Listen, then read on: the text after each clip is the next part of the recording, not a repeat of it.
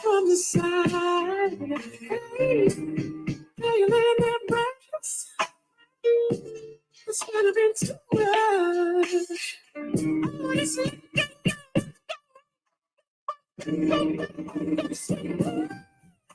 just like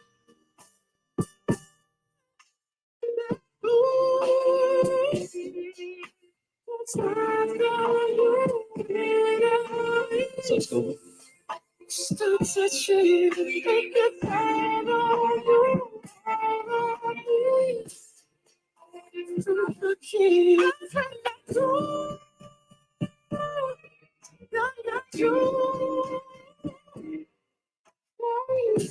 we never had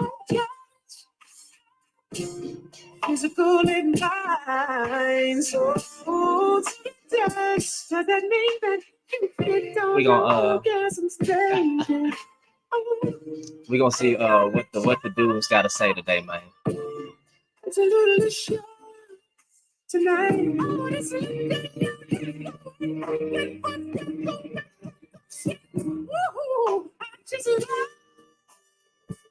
Bruh. This song going Usher hard. All right, hold on. We got a guest request. Hold on. We got a guest request. Let me see what he's talking about. Oh Lord, whole thing messed up. How you doing, brother? What's going on? So, do you subscribe to the point of view that black women are unimportant? No. Oh, okay. Hold on. Okay, then we good, bro. Let's go later. Oh, okay. You have a good one. All right. No, I don't subscribe to that. I don't subscribe to that point. No, I don't believe black women are out of order. I don't believe black women are out of order for one bit, and that a lot of dudes are delusional when they say that. But we'll see if we can get some more delusional brothers to come up here and speak. So y'all continue to tap the screen. We're gonna see what the brothers got to say. I know I'm kind of going live late, so but coons and delusional men, they stay up 24/7. So y'all just keep tapping the screen. I'm pretty sure we're gonna have some, because I want to hear from the black brothers. I want to hear from the brothers what they mean when they say black women are out of order, black women are this or that. So yeah, well let's see what the brothers got to talk about, bro. What's going on, man? Yeah, like when they say black women are out of order, they really mean like the black women that that consider the BITCHs and the HOEs and all that, right? You know what I'm saying? That's what they talking about, But you know how they maximize the worst part, like make it seem like it was a whole bunch of people, but it's really not. But black women are not out of order because women are different from, BITCH and HOEs. You know what I'm saying? Well, You know the difference. In my heathen days, I would use such words. I would call a difference between a thought and a woman. So I know what they're saying, but they don't really differentiate between, because at the end of the day, even if you're calling these women a 304 or a thought or whatever, you're still sleeping with them. You're still laying down with them. You're still getting this not so good woman pregnant. She's still running off with your child support money, and I'm still here laughing at you. I'm still here laughing because I think a dude who lays down with a woman that is of that character, that's his fault. You know what I'm saying? I really want to know why they these guys have some of these black men, some of these men in general, they have such a problem with abortion. Now, I'm not even a believer in abortion, and you already know that, but you can't have it in their worldview. You can't have both. Do you want more single moms, or do you want ye this fetus? Can't have both. I'm against abortion. You know what I'm saying? I'm against it unless You know, Mhm. it's from, you know what I'm saying, the R word, or like, you know what I mean, yeah, pretty much are they young, like too young, and that usually is the R word. You know what I'm saying? What you talking about the grape? Yeah, great. So do you think why are you what are you saying? Are you against the you against the abortion in totality? No, not totality. The only way I would be like, okay, it'll be okay if they got raped. You know what I'm saying? If they got raped, So you don't then I wouldn't have a problem with it. I would understand that. You know what I'm saying? what about when a man decides to pay for one because he don't want responsibility of that child? Is it okay then? I mean, no, I don't think she should do it. Wait a minute. If the black man or the man in general is paying for the yeetus fetus because that's what some men say that they want, Right. it's not. I mean, I don't think he should do it. I don't think he should go along with it. Why? Because Wait, it's like you unaliving something. Like that's just what it is. but And it's way too many aborted babies anyway. You know what I'm saying? Way too many.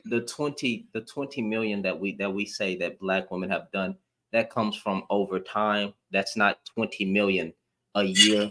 That's just been over a period of time. You can't take let's say a number, right? If there's 30 million black women, you can't take, because my boy John would explain this, you can't take 250,000 yeetus fetus and then say, look, the majority of black women are out here unaliving all these children, when it's a small percentage of number. And then there has to be some type of grace with this conversation, because not every woman believes that that is a child inside their stomach, the clump of cells. Now again, the women who follow me know that I don't hold that type of view. I don't agree with it, but I have grace in that conversation because I'm working with a human being. And at the end of the day, that is her choice. So when it comes to these men who actually paid for a yeetus fetus, why is it not okay then? If he don't want to be there for the child and her, is it she should still have the baby? I mean, yes, yeah, I get what you're saying right there. But yes, still, you know what? Why? Because it's a responsibility type thing. You did that. Like, it's take two, right? She laid down and took that risk of that happening, right? And that's on her. She got to take accountability, but she don't have to. But morality comes into play. You know what I'm saying? Because it makes it seem like, okay, only thing I gotta do is just, you know what I'm saying, just spend this money and get rid of it. So I'm gonna go out here and do this and do that or whatever. And people are influenced by that. Younger people are influenced by that. So that starts the trend of doing that. Now you got society of immoral act, which is already, but like it's not getting better. Like, you know what I'm saying? You don't think a man not taking care of his child is an immoral act? Of course it is. So okay, if he tells her, so why didn't he control his releasing of the seed? He didn't control his release. He made a mistake. He made a mistake. Well, where's his responsibility? If you're gonna responsible. Okay, so if he's choosing to yeet the baby and he's paying for it, he's immoral. He's immoral. Well, I mean, what do you want? Again, in their worldview, right? They don't want. Do you want more single mothers, or do you want more yeetus fetus? And what about the third? What's the third option? The only option she has left is to take care of the child, but he's not going to be there. Oh, you talking about after they do the act, right? Yeah, yeah. Oh, you talking? Oh, so you're saying don't have intercourse without a protection? That, or if you do have intercourse, without protection, my bad. If you do have intercourse without protection, make sure there's somebody that you care about, that you dealing with. So how when morality come in. So how many times do women? Let's be honest. How many times do women get led on by some men, love bombed by some men, and then a man changing who he was in the very beginning because now he got what he got. I mean, he got what he wanted, which was the box, but he love bombed her and put on the front. Oh wow! I mean, I give you a percentage. In my opinion, is 65, 70%. Okay, so a majority of the men are out here putting on a mask. I ain't gonna say majority of the men, but if a lot of men are out here putting on a mask and she getting got, how do we go from there? Because everybody ain't a believer, fam. Like everybody don't hold any type of religious view or spiritual view towards it. So there has to be some type of grace here. People are not going to stop having majority of people are not going to stop having intercourse outside of the action. Now the problem, because of that, and we know that, you know what I'm saying, when the child is in the stomach or when it's here, if a man doesn't want it, are we really suggesting that she keeps it? Yes. And if the man says if he's not going to be there to take care of the child, she has to bear all the responsibility of everything that comes with that child. Yes. The reason why I say that is because they have something called stepdads out here.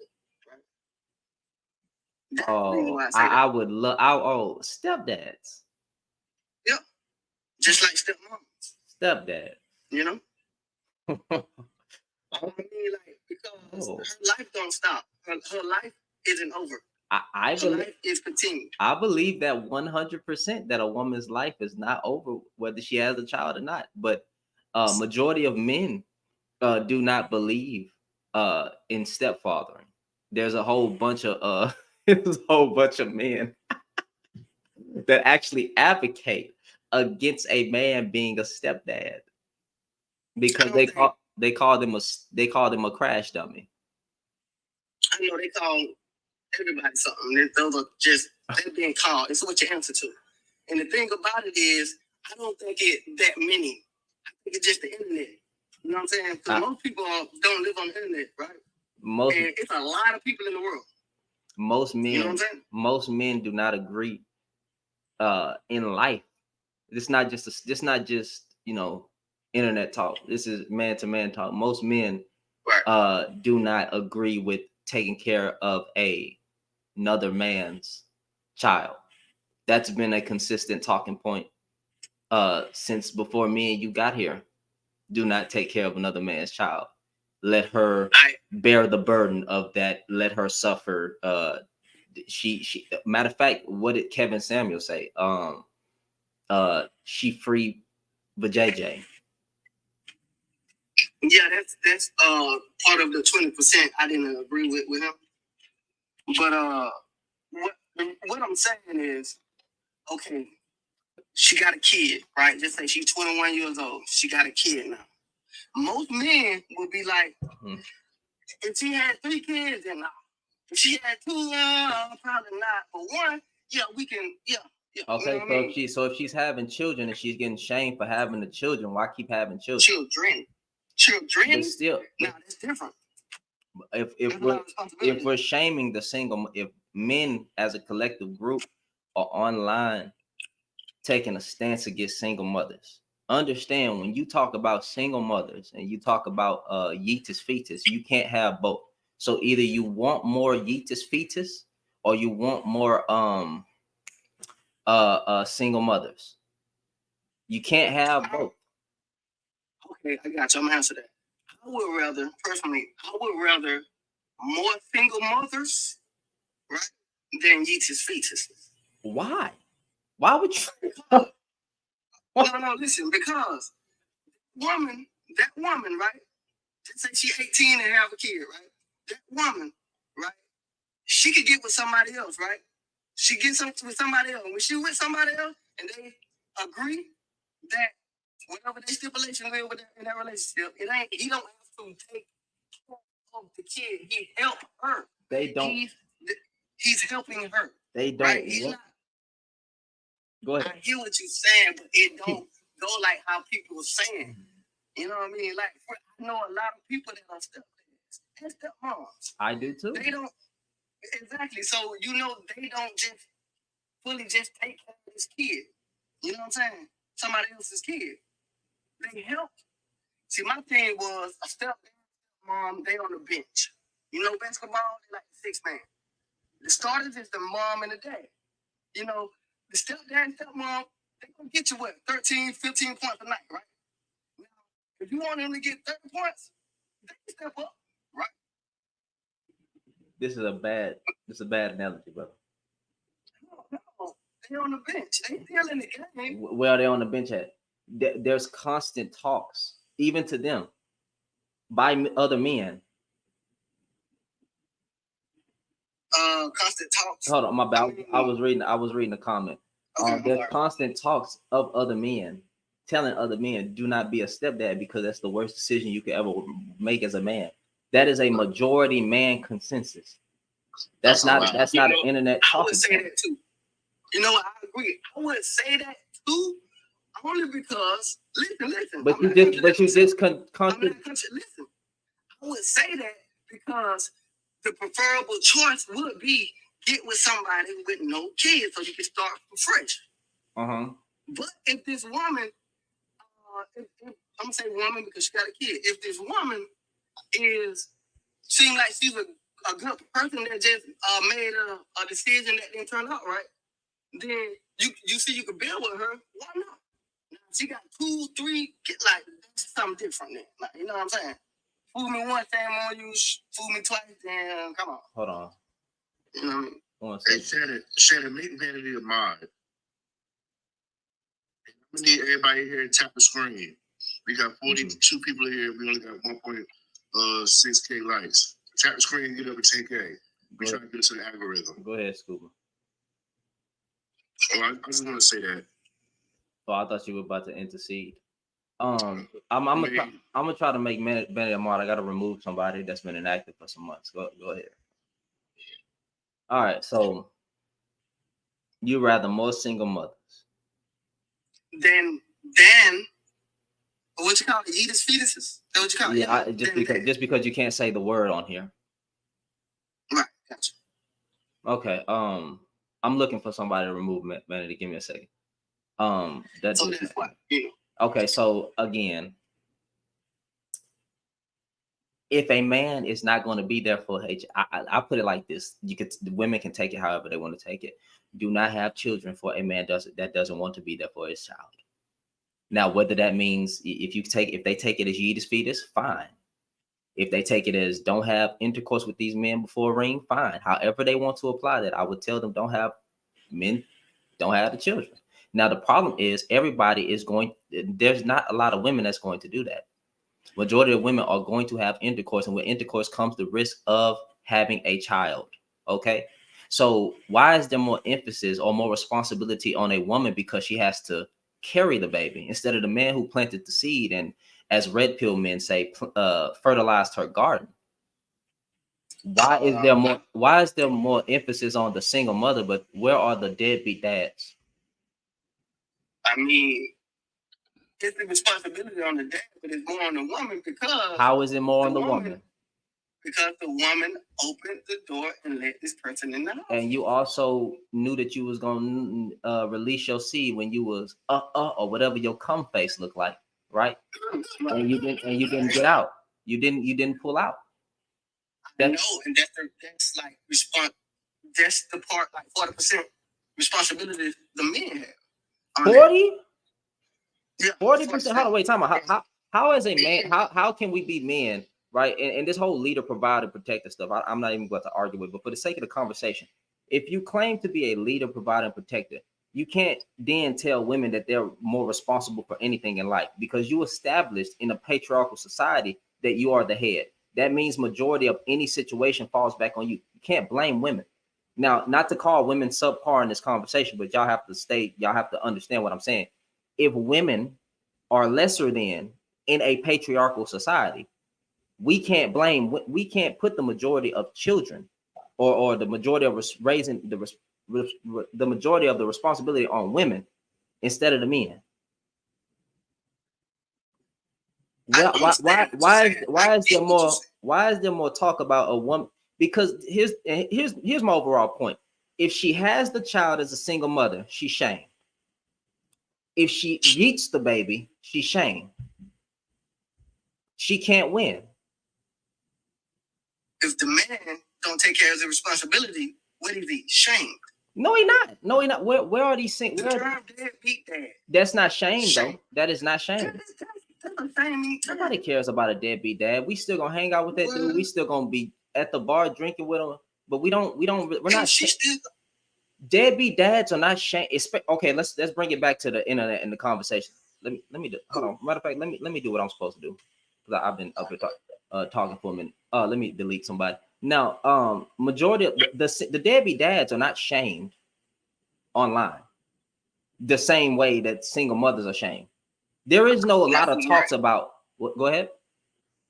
My bad. You absolutely right about that. You're right. Okay, so I don't. So all right. So single. I mean, deadbeat dads are not shamed like the mother is.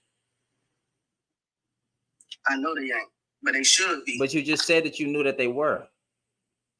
No, I'm saying they should be more. They should be more. They shamed, but not as much. For real. Like, we're not gonna hang with nobody that we know that just irresponsible and not gonna take care of their kids. Ain't nobody finna hang with. That is a lie. That is a lie. That is then a lot of guys aren't respectable. Because we in our own circles, right?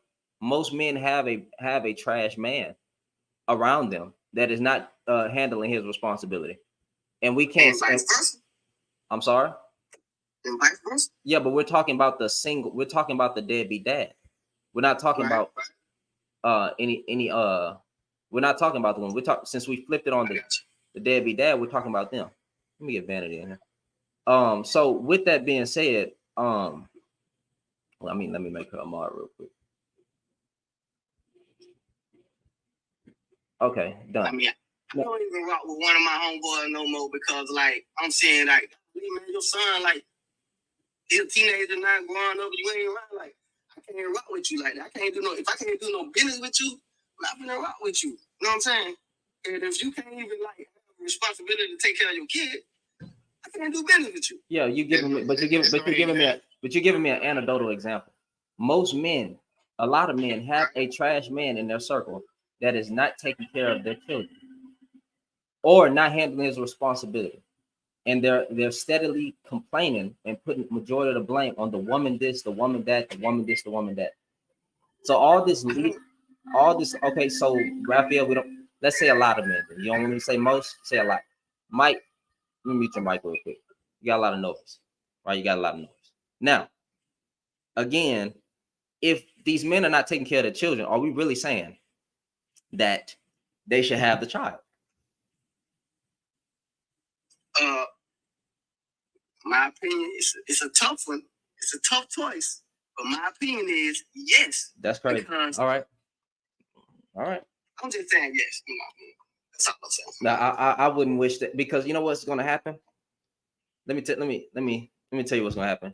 If you had a daughter and she got pregnant at 15, most men are taking their daughter to the abortion clinic. I promise you that. No, it's not different. It's not different. How is it different? Because if a woman that's 22, she's grown, right? She's more responsible. Whoa. A lot of pregnancies are teen pregnancies. So let's go back. If a woman gets pregnant, we'll bring up the age a little bit, right? If a woman is 17 and she gets pregnant, most of y'all are taking y'all daughters to the abortion clinic. And the frontal lobe doesn't develop until 25. But because you said at 22 they're more mature. Actually, no, the most people in general, men and women, are not fully mature. You get more mature every year. Hold on, wait a minute, because I'm trying to. Vanity, don't let nobody else up, because I'm really trying to stick to the men, seeing what they saying for as of right now. But since I know Melanie, you're good. Now, what you were saying? Okay, most people, period, women, right? They once they 20, they're more mature at 22 than they is at 17. What weight does that fam? You're not understanding what I'm saying, and you're not understanding what I'm saying. The frontal lobe doesn't develop until 25. So I'm simply saying that if a woman was 16 or a girl, however you want to define it, because it's different. I hate the age of consent laws. If you ain't 18 or above, and if you 30 messing with somebody that's younger than 25, I think you're a predator. But we will another time. But but for the sake of the conversation, I'm saying if your daughter was to go get some, and she got a seed released in her, y'all would be walking your daughter straight unto the Yeetus fetus clinic. Now that opinion, I can't disagree with that, because that is a choice. That's a tough choice. Now if they're 18, then that most men won't be like, "Nah, go get that." You know what I'm saying? Take care of. Fam, never mind. I'll think that. Just let it rock, because it's like they're looking for a reason to justify, and so they just give him one more year. But even at 18, he would probably suggest that if she's not ready to have the kid, that she should have an abortion. Let's keep it a stack. You're 18. Your life hasn't even started. Look, if we don't have the same energy for the military, sending our kids to WOR, sending our young men and young women to WOR, we gotta have the same energy. But if we don't have the same energy for that, when it comes to the frontal lobe ain't developed until 25, we gotta be like, well, the new draft just said if you 26 or older. So your comment doesn't hold no weight. But nobody wants our boys drafted. Nobody wants our boys to go into the military or the army. And the only reason most of us, especially black folk, go into the military or the army is because they swindle us with an education. They're like, if you go into the army or the military at this age, then we'll pay for your education to do this, that, and the third. So that's how the military swindles black folk into getting into the military in the first place. But nobody wants to go out to war. Let's keep it a stack. Who wants their child? Who wants their grown-ass child? Who wants their 30-year-old child to go to war? Nobody. Let's stop. Nobody wants their grown-ass child to be a single mother. But you just said. But women don't make themselves single mothers. But what they got to do with anything you just said? You talk about single mother, and we talk about going to war. How can that correlate? No, what I was talking about was we were talking about the frontal lobe don't develop at 25, but we don't talk about that or have the same energy for that when 18, 19, 20-year-olds get sent to the Middle East. They have been sent to the Middle East. But JP, yes, we do, sir. But we literally we don't have the same energy though. We don't have the same. We literally do though. But we literally do. There have been literally mass protests for Vietnam, for Korea, for Iraq. There have been mass protests to not send our men and our boys to war. What are you talking about? Are you talking about in the past, right? I'm talking about in general. But fam, every time there has been a war, there has been a protest against that war. Wait, but fam, you had advocated for single mothers just a minute ago. You do know that. No, I didn't. Yeah, you did. You said you would rather a child, but I specifically made a reference saying if the man doesn't want to be there, right? Yeah. You said she should still have it. It's tough, but I mean, Okay. So you know, my point is, and I'm not fussing at you, brother. My point is that you did in that moment, you advocated for more single mothers. I even made a comparison: more single mothers or more yeetus feeders. I think advocated is you can use a better term than advocated, because I wasn't saying single mother, more single. No, that's advocation, right? Okay, you chose. Okay, chose. I had two choices. Okay, you chose between more single mothers and or yeetus feeders. You chose more single mothers. Yes. Okay, well then you kind of okay. So not one got to use the word I get what you're saying though. All right. So with that being said, I'm not understanding how if she has the child, she's going to get blamed. If she doesn't have the child, she's going to get blamed. So where is the grace? But also, Shannon, just real quick for the word advocate, y'all, advocate it literally means to support or to recommend. That's literally what the definition of advocate means. So maybe you don't like the word because you're thinking about advocacy, like in the act, like when you're an activist type advocate. But advocate just literally means to publicly support or recommend, which is literally what you did. You publicly recommended that women have children, even if the man doesn't want to have that. Specifically, young ladies to have children if they're over the age of 18, regardless if the man who fathered that child wants to be in their lives or not. That's basically advocating for single mothers. It's choosing. In the room we was in, right? My bad, metaphorically speaking. Did you recommend? Hold on, real quick. I recommend. Okay, go ahead. Did you recommend or support that young ladies who are over 18 not have an abortion if the father does not want to be in the life of the child? Did you just publicly support or recommend that a young lady go through full term to pregnancy and have a child by a man who does not want to be in that child's life? Is that something that you just recommended or supported? Yes, I recommend it. Then that is advocate. That's literally the definition of advocate. Okay. But I advocate for them to be together, okay? Overall. Who doesn't? Exactly. But who doesn't? Like who doesn't want a father and a mother to be in the house? I mean, who doesn't want the father to be there for his child? Who doesn't want that structure to be there? Whether it's nuclear, if we're talking about that, or just a father being there for his child in that situation. But there are times in which we hear those conversations, and you've been in the rooms too, where we've heard these women say, these outcry of women talking about where like their baby dad is not there, right?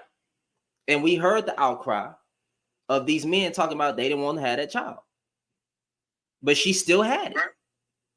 So where's the grace? Right. The grace is there. The grace come with community. The grace come with family support, right? Am I right or wrong? Then like the grace will come with, okay, she got that one kid. The kid is, just say she got it 19 years old. Now the kid 2 years old right now. She meet another dude. The grace will come with him, right? Wait. The Brother, grace will come with him. No, it doesn't. Like, bro, how often? Yes, it will. How often will show that woman grace, bro? There is no black men advocating for stepdads. I'm sorry, as a YouTube, I'm sorry. I get heated sometimes, and I know what the hell I'm talking about. I apologize. I didn't mean to curse. Please forgive me. There is not a lot of black men or men in general that advocate for stepdads. We talk bad about stepdads. Now, not me, but men talk bad about stepdads. We don't want we literally just talk about a child like we give analogies to the freaking animal kingdom. I don't know why a black man would do this, especially considering the fact that they used to call us monkeys. But since you want to go with the animal kingdom and stuff, fine. They'll talk about a lion, right? They'll talk about a lion destroying the other male pups before they become part of that pride pack, right? That's what this type of that is how they look at a child, fam. That is how they look at a child. It's crazy. And we're gonna sit here to say the grace would come from another man. We don't give them no. Where's these? We are speaking out against stepdads, bro. So where is she ever gonna get the grace? And then not only that, we look at single mothers as free box. Oh, we know she ready. We know she's smashing. Dude, I ain't gonna be nothing serious with her, but I'll blow her back out. That is how we talk as men, bro. They say that single mothers are used goods. They say they're used goods. Something else they say. They call Russell a simp. They use goods. And we know they're a danger to community. But you're saying the grace would come from. You're saying the grace would come from a stepdad, but most men do not want to be a stepdad. Most men have a problem with being a stepdad. I mean, that makes sense because most women would have a problem with being a stepmom. No, they don't. No, never mind. But most women don't have a problem being a stepmom. Really? You know this. Most women always take a man that got kids. We've known this since. I see it happen. It's preference. It's what they prefer. Me to say, my bad. It's what they prefer. I mean, it's JG. There's nothing wrong with having a preference of not desiring to be in a relationship with someone who has a child, because maybe you're not ready to be a father or a mother. There's nothing wrong with the preference. What is wrong is devaluing the human beings who exist in those circumstances, devaluing single mothers because they are single mothers. And that devaluation, hold on, if I could just finish. That devaluation, that dehumanization happens with single mothers. It does not happen with single fathers. No one devalues a father who is a single father. As a matter of fact, they praise single fathers and they shit on single mothers. So I just think like you're not having a good faith conversation right now because we don't want to admit the things that are just actually true, objectively true in society. That is and yes, maybe some of these things are generalizations, but they are rooted in things that are generally true in society. And you don't want to admit to that. So it's almost as if it's pointless having this conversation with you. No, it's not that. When you said they devalue women, right?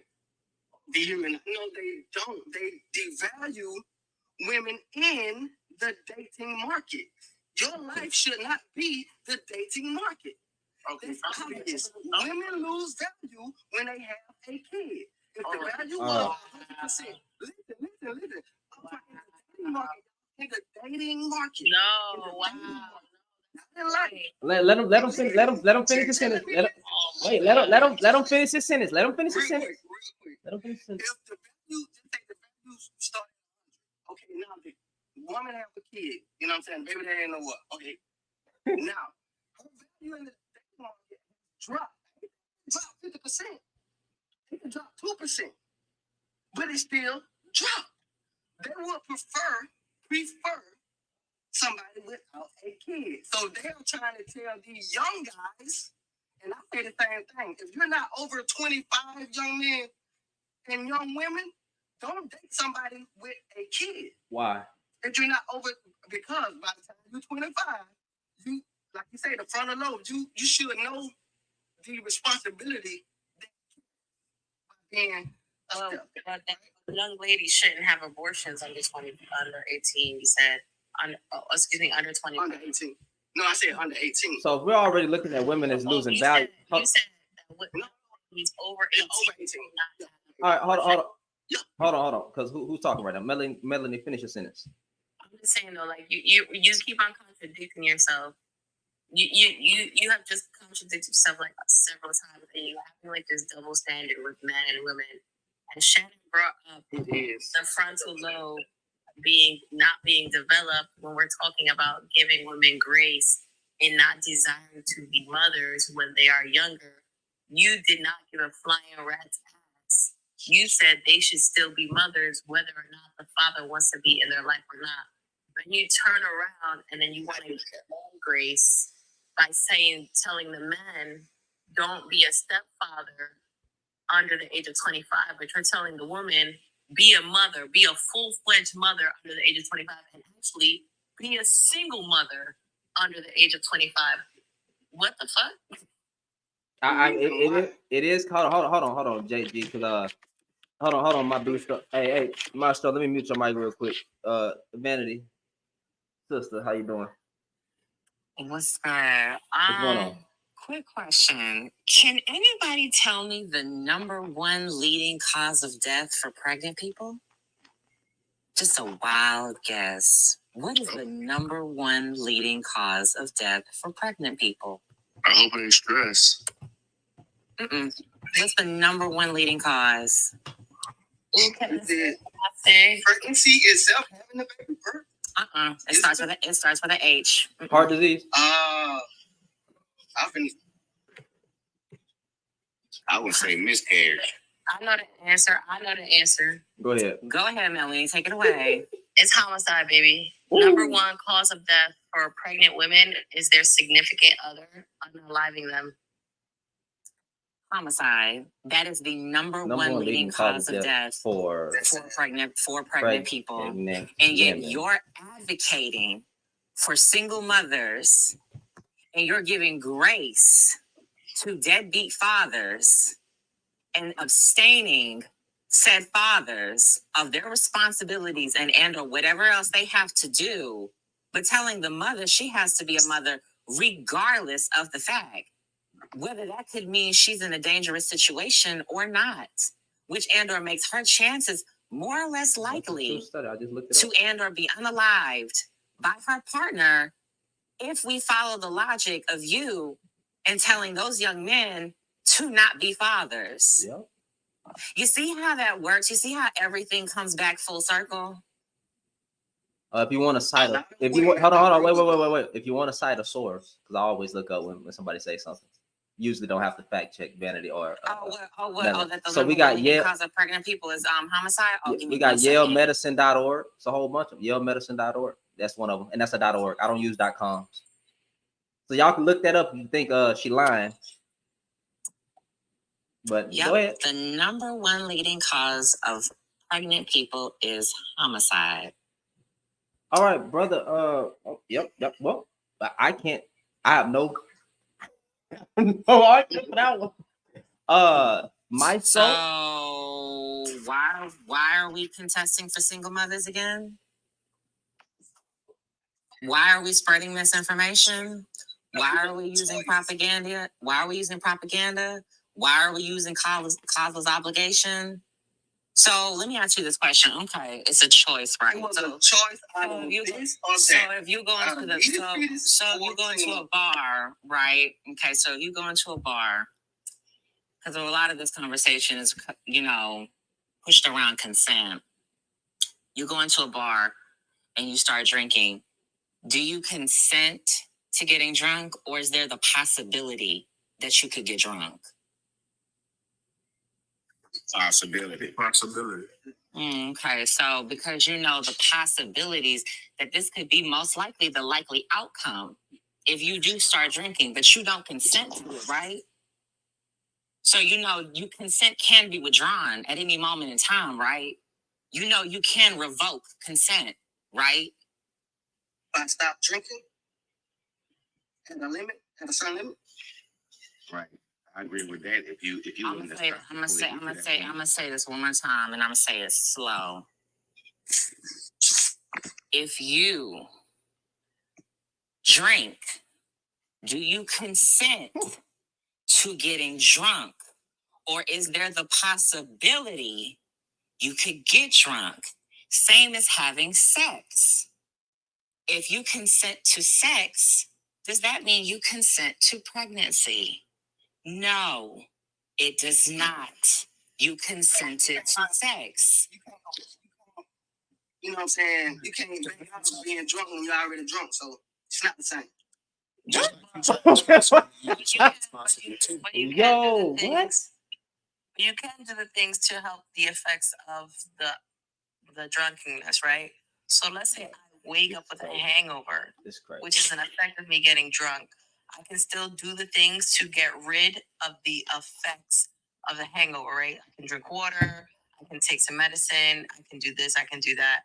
So the side effect of sex is pregnancy. So I can do things to get rid of the pregnancy if I don't desire the pregnancy to act on my body the way that that I know the pregnancy will. The same way if I no longer want the alcohol to act on my body the way that I know that it will, I will do the things to stop the side effects of the alcohol. Yes or no? Yeah, of course. You have to. I think that's case by case basis, depending on that person. No. I get the question. I trust me. I get the question. I'm just speaking on the perspective of some people I'm saying drink that you and can. do and don't know their limit. Just like some people who have sex do know the understanding that you can impregnate a woman by having sex. So it's a fact of maturity where you're looking at it as, if I have sex with this woman, yes, I can get her pregnant. The choice is, am I going to go in using protection or not? And if I'm using protection, am I safe to use protection? I'm gonna just push back. The only reason I'm gonna push back is this, right? You might know your limit, but you do understand that there are a lot of variables present that can affect whether or not you will get drunk or not, right? So there are variables like, are you on a particular medication? What did you eat that day? What is your hydration level? So on and so forth, right? So if you are unaware that you're dehydrated, for instance, and then you go out and you drink what you normally drink that you don't really get drunk at, but because you're dehydrated, now you're drunk. You get what I'm saying? Like, so you can say, "Oh, drink responsibly," but there are going to be certain variables that you just cannot control that you don't realize. As an example, you could be someone who is on birth control. The birth control fails. You could use a condom. The condom fails. Like, there's so many things that can go wrong, even though you're doing something responsibly. Right. Do y'all know the number of how many babies that are born out of contraceptives? Do y'all know that number? The number of babies that are born from contraceptives? Do you truly believe that contraceptives are 100% accurate every time? No. Do you believe that? No, ma'am. Okay. All right. So even if you use contraceptives, there is still a possibility. But guess what? We're going to go back to the original conversation here. You consented to what? Sex. With the possibility. No, there is no with the possibility. You consented to sex. You consented to having sex. Pregnancy is a possibility. How can you consent to the potential possibility? Because that's also part of the possibility. That's also with the consent that I can possibly get this person pregnant. Hold on, wait. Let me just ask a question. So Maestro, let me hear from you specifically. Are you for Yeetus fetus, or are you for more single mothers? Wait, say that first part again. Are you the person who is an advocate for Yeetus fetus, which is a small abortion, or more single mother? I've never heard of that term before. My G, it's abortion. I'm just trying not to keep saying the word. Okay. Oh, I got you. Okay, I'm still new to TikTok, so excuse me if I don't, know. You good? So are you for abortion, or are you for more single mothers? When you put it like that, that's a tricky question to me. How is it tricky? It's a simple question. To you, it may be simple, but to say, am I for abortion, or am I for contraception? Which one would you rather have? Personally, depending on the situation, I would prefer contraceptives. I'm not ready to have that is not part of the scenario, my G, because I'm trying to be nice. I want to give everybody grace. I'm asking a very simple question. In y'all's worldview, right? Majority of the people's worldview, take out religion, take out all of that. I'm giving you a straight up question, right? Okay. Would you rather, in a world full of sex, people are smashing each other, Would you rather have more single mothers or women having the right to stop a clump of cells if that's their belief that it's a clump of cells? I would say women having the right. Cool. We don't have nothing to argue about then. So what is we don't have nothing to argue about. I don't feel like that. Okay, why you don't? Why? I feel like this here. If you was man enough to lay up there, she was man enough, and she's woman enough to lay up there, and y'all both had sex, and it happened, be man enough to fess up and take care of your So responsibility. okay, cool. Can you tell? I agree with that. Can you tell the men? Because I promise you, hold on, I promise you, there are more men. I'm sorry, there are more women crying out that the man is not taking care of their child than there are ones that keep their child away from their father. Okay, I guarantee it. I would bet my life on it. Having an abortion is taking care of the responsibility. Just FYI. That is taking care of the responsibility. That's taking care of the responsibility. Because they're talking about healthcare. That's healthcare. Yeezus fetus is considered healthcare. That's a choice. That's a choice to take care of the responsibility. Understanding that you don't have the wherewithal to go through pregnancy and have a child and feel like you can be the best mother that you can be, and then you decide to have an abortion is taking care of that responsibility. Knowing that and then having that choice and then making that choice, that is a responsible choice to have an abortion instead of being a single mother. If you think that having the child is going to put you into single motherhood. I'm gonna ask you a question then. So if say like if I was single, you get you pregnant, and I tell you, I was like, look, you don't abort the baby. I want my child. You know, One of y'all got some music playing. Like you still gonna go get an abortion? It's not your body, sir. And that's what men need to understand. On top of all of that, a side effect of taking a pregnancy to term is death, right? Y'all don't really understand the levity of being pregnant, right? There's another human being growing inside of you. Your abs literally split open. There's enough pressure on your spine to compress it to a point where you can't walk. There's fluid collecting all over your body because you have another human being taking up space. Your organs are being crushed. A side effect of having a baby is dying. So no, if I don't want to have a child, I'm not going to risk my life so you can have one, because it's my body that is being used. On top of that, there's all Black folk in this chat, I'm sure.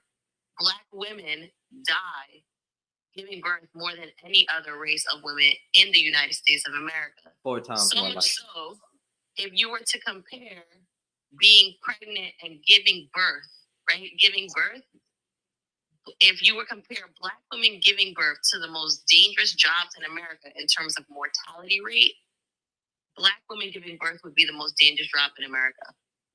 Just FYI. Or Isaac, I'll give you, Isaac, I'll say, hold on, Isaac, let me say something. Or the same way that the men tell the women to choose better, right? Okay, Melanie, tag me in. Don't lay with a woman that is not equally yoked in your worldview. If you want to have children and she don't be with that woman. Don't dare put your whatchamacallit inside of. Facts. Okay, Melanie, tag my hand. Yeah, that's true. Tag you, Rapunzel. But there's also called just like I tell somebody else, if you can drink responsibly, you can have sex Vanity, responsibly. you have powers. All right. So let's add on. Let me add on to what Melanie said. Okay, Isaac, let's give a scenario here. All right, and we're going to use. You're familiar with the term bodily autonomy, right? Are you familiar with that term? No, I'm not. Oh Lord. Okay. Bodily autonomy. Can you go ahead and pull up the definition, Shannon, so we can have it front and center, so God. we can, understand what this is? Bodily autonomy is the. You ready? Take us to school, y'all. All right, yeah, come on. Bodily autonomy is the fundamental right of individuals to control what happens to their bodies without external influence or coercion. Okay, so let's say in this scenario, you are inquiring of the woman's body for its usage of the pregnancy. Now, let's flip the script. Okay, Scuba is in dire need of liver, and not just half, not just a piece, but a whole, the whole liver. And guess what? And guess what? You are the match to his liver, and you're the only match that we have. And with you being a match, that means if you don't consent to him using your liver, there's a possibility that he could pass away. So does that mean we should reach down in your body because you're a match to him and take your liver that you're currently using to save his life? Is that what we should do? Is it my child? First of all, is this a child or a grown ass person? A grown man or a child? It's a child. This is a grown person. Hey, Isaac, you wouldn't let me go out like that, would you? You know what I'm saying? If you was, I'm not going to lose much life. I have made a lot of sacrifices. I mean, if you was my kinfolk, yeah, I would do it for you. No, baby, we're talking about your whole liver. We're not talking about half. We're not liver. You would die. Just FYI. Just we're talking about your whole liver. So you will. It don't correlate. It don't. No, the correlation is there because, like I said, just the same way that he would not allow me or anybody else on this panel to reach down in his body and take the most vital organ out of his body for him to sustain living and put it in somebody else, is the same way we're telling y'all cannot reach down in a woman's body and try to use it for your own benefit or use. I'm not using no woman's body for my own benefit. That was a hypothetical. It was an example, bro. If I laid down with you and I was man enough to lay with you, we can see you made a baby, I ejaculate inside of you, and I made a baby. I'm gonna be man enough to take care of what's mine. Mm-hmm. I agree, Isaac. That would be so. Oh, that's so beautiful. I would wish that. I'm not going. Let me tell you something. Howard runs from his responsibilities. Oh wow, that's beautiful. That's beautiful. So when are we gonna start checking? When do when do we start? You say a coward. So when are the men? Well, that all these women are crying that they baby daddy is not taking care of their child. They gotta beg for them. They gotta take them to court. All that, right? When we gonna start checking the cowards as a collective group? I'm gonna tell you like I tell everybody else when they come with that. You know what? First of all, I can only speak on what I do. What I can do as a man. I can't give an account for the poor decision that she chose to have a baby for. Okay, a woman, and then to answer the second question, the other question earlier that I heard. Okay, a woman doesn't lose her value because she had one kid. She started losing her value when she had multiple baby daddies and she can't control her. Why are y'all trading? Why is a woman's box or her biological ability equated to fucking value? That is the sickest thing, because you know what? Maybe some of y'all mothers lost value when she should have went down to the fetus clinic because some of y'all got here. So here's what you're subsequently saying, right? Here's what you're subsequently saying. You're saying that if women deal with men in the capacity that they do, there is a potential chance that she could be devalued. So therefore, in speaking, dealing with any of you is devaluing her in totality. No, that's not what I'm saying. Uh-oh. That is what you just said. But I said she having all these multiple children for all these different men. That's what I'm saying. Let me tell you something. My mother had 8 different kids from 5 different men, and guess what? We all loved the shit out of her. There was nothing less of value of her because she had 8 kids. Okay, was a man in the house? Was he around to help your mom with those kids? The first man was beating the crap out of her. I'm sorry. I just didn't expect it to. The second man died. Mm-mm. The third man ran away to the Dominican Republic. She stayed with the 5th man till the day that both of them have passed away. But yeah, so at the end of the day, did the last man that stayed with her die? Did he treat all y'all equally? Again, Isaac, it doesn't fucking matter. The point is this: just because my mother had several children from several different men does not make my mother less of a human. Does not make her any less of a mother. So when y'all sit up here and y'all say some dumb shit like, oh, having one child from one man doesn't devalue you. Having multiple children from multiple men devalue you.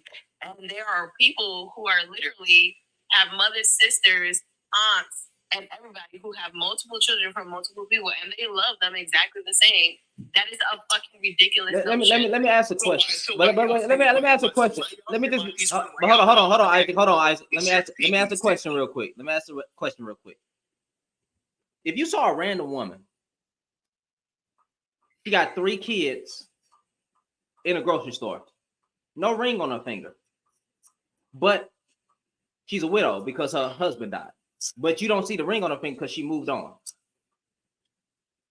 Would you give her a chance? You don't know that she's a widow, but if you automatically see her that she got 3 kids with her, what would your initial reaction be?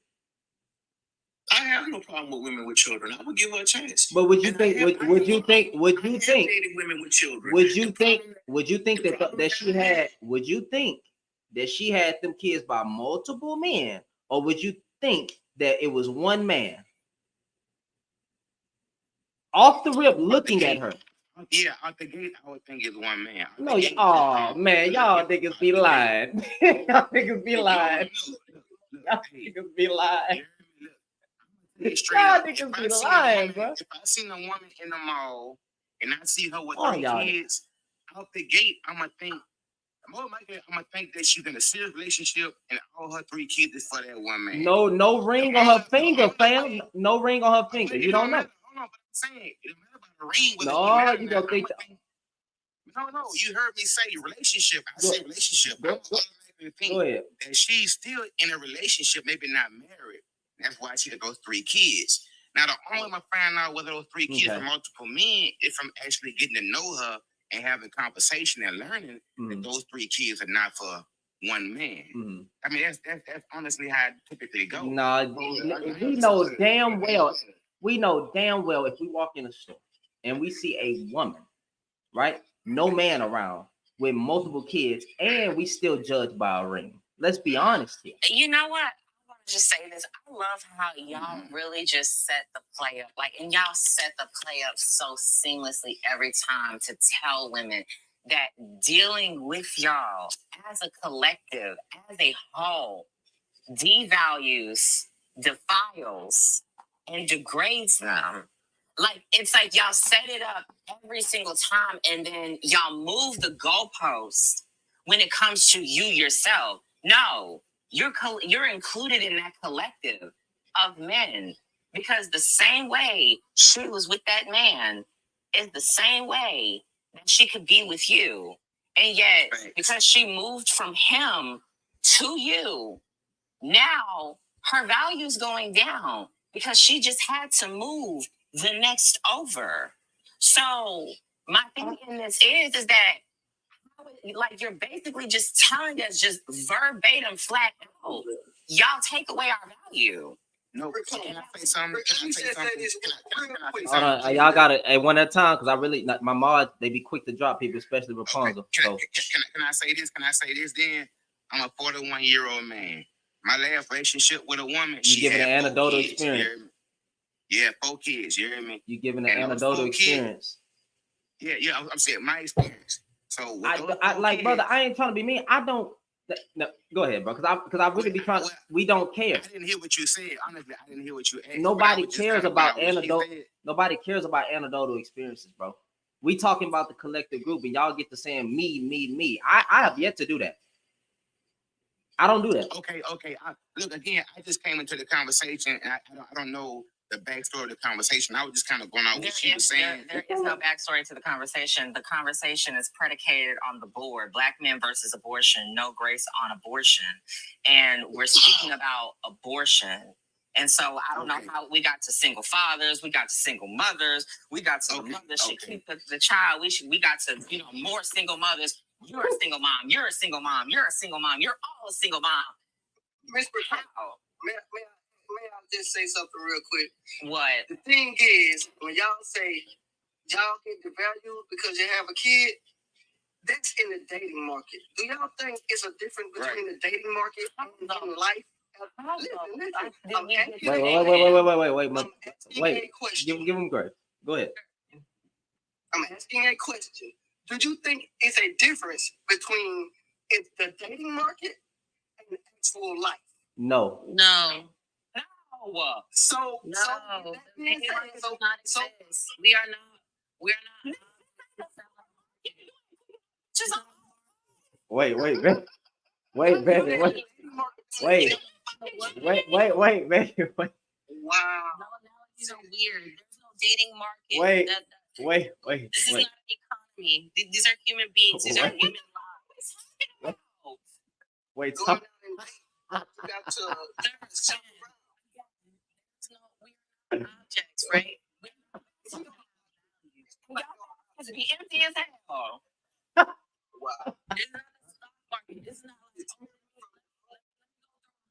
Nvidia, boom. Like, no, this is not that, bro. Like, again, now colloquialisms, and we use those terms like, oh, the dating market, this, that, and the third. And honestly, those terms come from how relationships were set up in a patriarchal society where women were objects, where you did pay a dowry, where like your wife was considered something, your property, right? That's what marriage used to be way back in the day. It is not that anymore. So why y'all saying dumb shit like dating market? Who's paying you when you date someone? What is the payout? This is not like, oh, this is an investment. Here's my return on investment. No, this is a human being, right?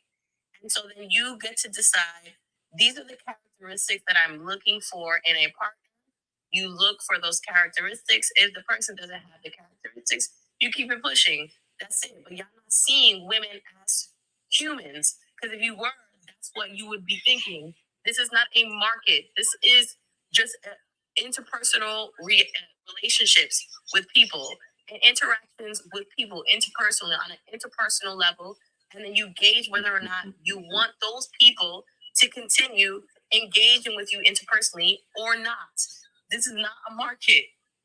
So Melanie, I get what she's saying. And then not just only that, but then y'all step into the market broke as hell, broken spirit, broken heart, broken mind, broken soul, broken the pockets of just broke. Man, stop it. Both on one side. all right, wait, time out. So we got hold on, wait. We can set it off later. We can do all that. Real quick, Shannon, they asked me to explain interpersonal, right? What, I think it's who asked you to self-explanatory. explain interpersonal? I know. Who the fuck is asking? We're not doing no, Melanie. On a day-to-day basis. We're not doing that. Interpersonal means inter two people, right? Are we being serious? Like y'all who wanted to know the definition of that? What interpersonal means. Oh, no, you can. Hey, listen, you can't be that dumb in my comments. We literally just have to explain body autonomy. Like this is we're here. No, man. Hold on. We got two people. Brooke, you can answer your question. I mean, ask your question. Then Nathan go. Want to ask a question for a hot minute. I know, because I really want people to consider this. So, to the men in the panel, say you were with someone in a committed relationship and you were planning to have a baby, and then the female was told that the baby is no longer showing any signs of life, that baby inside of her will continue to disintegrate and it should need to be removed. But due to bans on AB, they can't do it. So now your girlfriend, wife, whatever, committed person runs the risk of dying due to that baby not being able to be removed. Is that okay? No, I don't agree with the bans. You don't agree with the what? The bans of the the A word or whatever, AB, you know what I mean? I don't agree with that being banned. Wait, hold on. Brooke, wait. Time out. Hold on. Wait. Brooke, can you ask the ending of your question one more time so we don't go off topic? Can you ask it one more time? Yeah. So, I think kind of the version of AB you all have been speaking on is the viewpoint that people like to take when they look at when they place these AB bans. But what I'm talking about specifically is the minute that a baby is not alive anymore in the body, it has to be removed. That is also considered an AB. It's not something that a person may voluntarily take that action for. It's something that has to happen, or that baby is now considered for an object in the body. Your body will attack it, and it will attack itself, and you can die from that. Yeah, You can I have no turn problem. sepsis, and you can die. I have no problem. Destroy it. Right, I agree. Yeah, if I'm gonna save the woman's life, then the baby got to go. Okay. Really? Okay, so my question to that. Well, never mind, because somebody will probably say something stupid like, "Have the baby in a fallopian tube, man. There's a chance that she can survive." Y'all probably say something stupid. I ain't gonna ask my question no more. I'm gonna ask you no more. But she said the baby was already unalive, and now it's a factor of the woman can pass away. So the decision is the baby. If a doctor and the woman died, the woman passes away. Well, as a man, I'm gonna say, well, look, we can make another one. We just got to get through this right here. We lost the child. So wait a minute. There are cases where the woman could. Still the same? There are cases where a it's woman. Still considered AB. Oh, okay. I get what you're saying. So what about when the baby? The baby alive or not? The process still the same on. It's still the same. So what about when the baby's alive, right? It's But still the woman, not to you, bro. What if, I'm asking the men, if the baby gives the woman a 99.9% chance of losing her life, because there are cases like they say if you go along with this pregnancy, you will probably lose your life. Is it then okay? Or should she risk her life? Because it's always a risk regardless.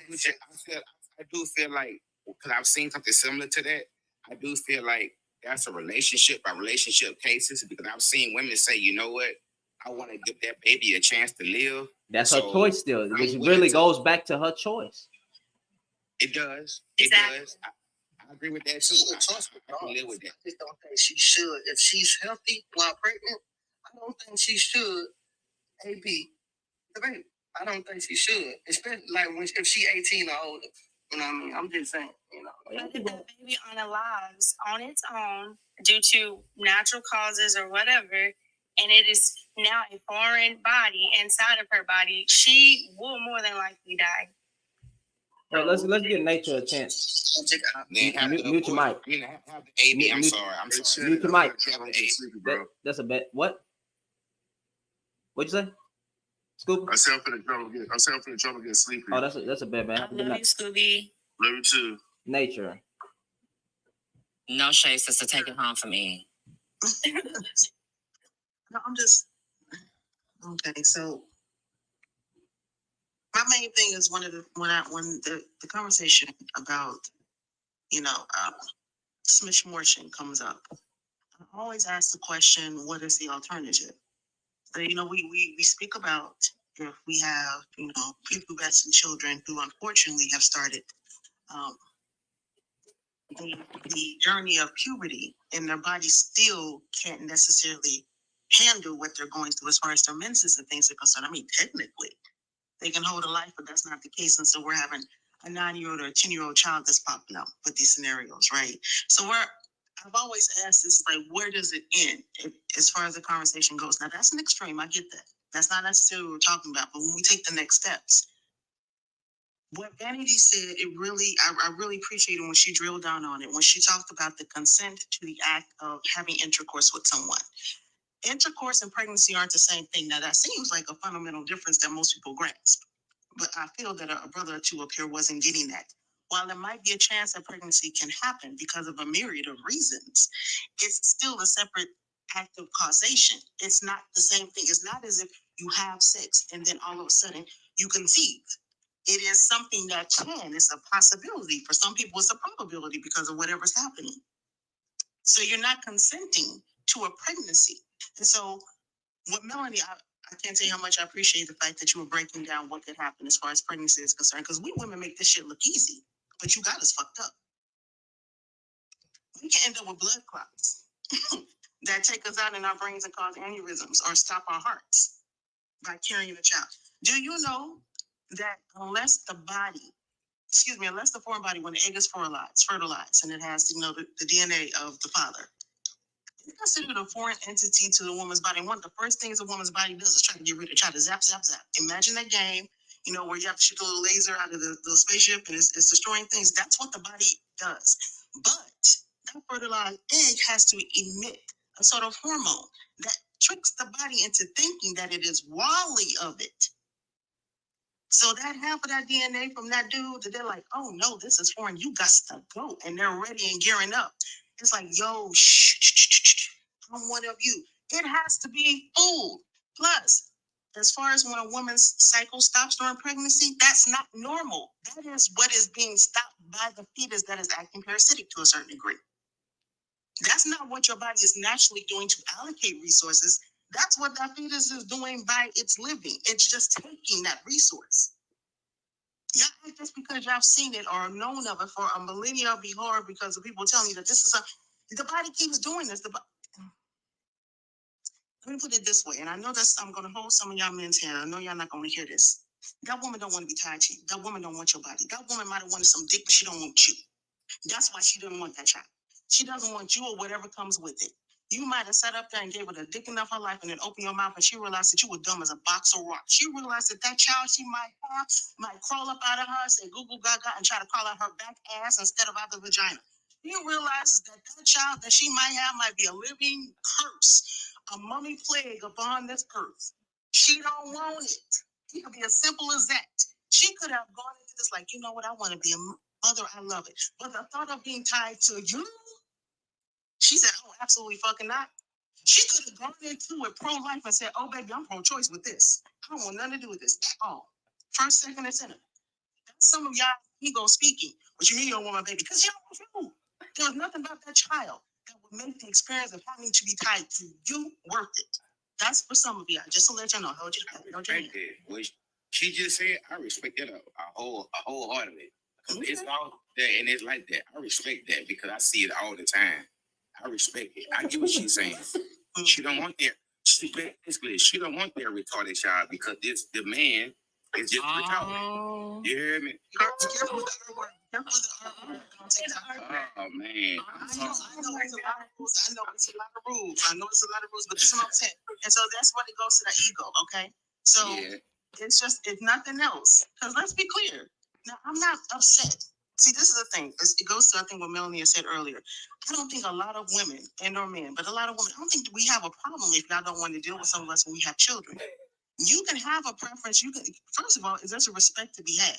You don't have to disrespect what your preference isn't. Just because you like something to someone else doesn't mean you have to denigrate anybody else. And that's what some of y'all do when you open up your mouths and talk about single mothers. You ain't got to do that. You can just say, because the truth of the matter is, if someone is a parent, for me personally, I don't want to date anyone who has children. I don't want to date anyone, if nothing else, who has young children. It's not because I think there's anything wrong with them or I feel they're devalued as men or anything like that. It's because, if nothing else, I understand the responsibility of another life, of those little lives. That is nothing to take lightly. You shouldn't be sliding to like, yeah, that's all right. You know what? She got this ex wife. I think a lot of men can do that because they understand that the preponderance of the duties is going to be on the mother anyway. So yeah, it's easy to step into that role. You only got to do a little bit. It takes a little bit to go a long way. Hell, half of y'all are heroes because y'all are the stepfather and I stepped in to take care of somebody else's seed and all this bullshit. We understand that most of the labor is going to be on us, so it's easier. But for those persons who take a moment and sit back like, I don't want to do this because I need more time to develop myself. I need more. This is another life. This is nothing that's simple to commit to. That's fine. But the disrespect is unnecessary. You don't want to deal with a single parent who's dealing with other lives. Cool.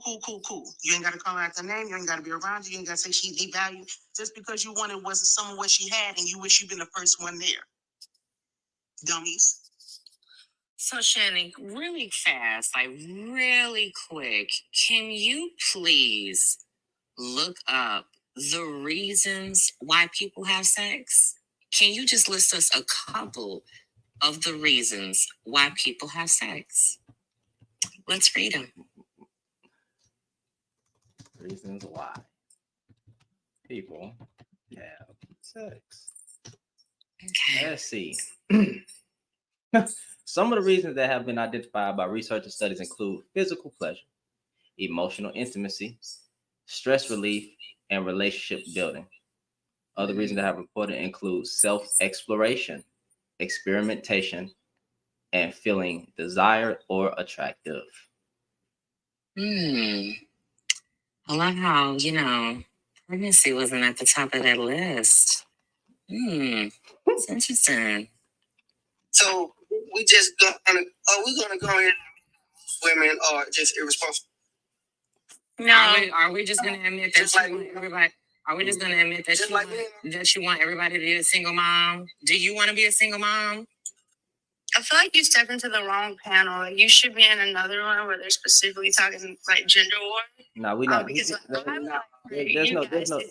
It's just, We're not gonna. it's just, you know, when you make generalizations like that about this topic, you never know what you're placing the next, what you're placing the next person, the next man and his wife, and the next person in their relationship, and you never know. So just be Speaking in careful. general on it. So you Speaking said, in general. but you said most women are irresponsible. Yeah, just like most men are. Oh, okay. So can you accept it? Yeah. Because it seems like you were the only person struggling with it. Just Okay, cool. Most men are irresponsible. Well, we made some progress. Okay, most women are too. irresponsible as hell. Men. I still don't. I don't agree with the women part. Understand why? Why you? I don't think what. I'm gonna lean into it, Shannon. I'm gonna lean into what was it JG? I'm gonna lean into it. Yeah, I'm gonna lean into it because it is irresponsible to keep dealing with persons that act like you do and think like you do. It is really irresponsible simply to crack open your leg or two. No. You said it, and let's run with it. Irresponsible.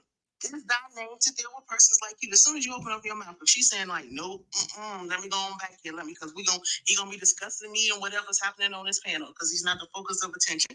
Absolutely irresponsible. Well, I say I don't think women have as much grace to be irresponsible.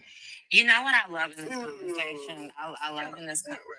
You know what I love in this conversation? I love the fact that we have sat up here and we have went over that pregnancy is a risk. We have went over the fact that, Black women are the most likely to and or pass away from pregnancy. We have also went over the number one leading cause of a lot of pregnant people. And we're still saying that people are being irresponsible because they want to alleviate things that could potentially cause them to pass away. Irresponsibility comes from the thing that Know Your Nature said. She said that these women are sleeping and getting pregnant by men that they do not like. How does that make any sense? That's not.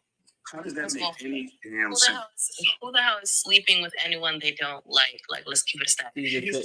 No, that's not what you said. They don't like. That's more common of men to sleep with women that they don't like because they don't care if they like them or not. By and large, women mostly sleep with men that they like. Women are not out here just okie doking, letting everybody just come up into the in between the goodies. Like, no, that's not happening, sir. Let's keep it a stack. So I think in general, we're also conceptualizing smacks as a thing that is not an activity that is enjoyable, that two adults can consent in doing, and that is also has much more purpose. There's a lot more purpose in smacks than just having a baby. So right? hold on, man. Hold on 1 second. Miss Red Gold Green. I said women don't get grace to be irresponsible. And there was a lot to unpack in that statement. So what I was saying is, if you have to have majority of the responsibility at taking care of the children, and they're even saying that you're not being responsible doing that, then women can't afford to be irresponsible because they never get grace to be irresponsible. It wasn't hard to understand. That was not a shot at women. Maybe you just need to open your ears. Sir, I was talking I think she misunderstood that, but yeah, like I was saying, about before the prince. When I said, saying like y'all keep on saying that we need to take responsibility for sleeping with men and then getting pregnant. Having an abortion is taking care of the responsibility. That's the responsibility. That is the responsibility. On top of that, when y'all say things like that, as if being a single mother is not also taking care of the responsibility, because by and large, who is the person who is taking care of the children? It's the woman. When you look at single parent households, like at least I'll say like 80 to 90%, and I'm being super generous. It's probably closer to 90% of single parent households are single mothers. So y'all can't say women don't take accountability for the possibility of having children. That's literally the thing that we take responsibility for. But y'all make yourself single mothers in the first place. No, there's no woman. Wait. Talk about. Let it rock.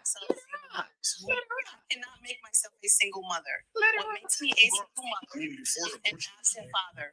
An absent father makes a woman a single mother. But why is the father absent? What you mean? Oh, whoa. Time out. Wait. Time out. What? Why is the father? Nature just said it. Know your nature just said the truth. She said because y'all fuck dudes that you do not respect. Sister, you gonna let him quote you like that? Y'all smash dudes that you do not respect. So wait. Time out. Know your nature. What? No. You just see my mic came on. But I am so tired of persons like yourselves trying to sit up there and paraphrase when you don't understand what the fuck we said. That is not what I said. First of all, understand context and being facetious. If you don't understand sarcasm at this point in time, I don't know what to tell you. Okay? That is not what I said at all, in any way, shape, or form. And it is exactly what Melanie said. It's exactly what Rapunzel said. In order to be single, let me put it this way, two persons, one walks away, that other person's left alone. The majority of the time that you're seeing these single family homes, these single parent homes with the mother who is the head of the family, somebody has walked away. Now, I hear what you're saying, what you're about to come up to. Well, why did they do that? What did that woman do to make that man? If you are not a man enough to take care of your child, if you acted as a boy and didn't grow up, that is not the responsibility of the woman that you lay with unless it was your mama, and that's a whole other sort of paradigm.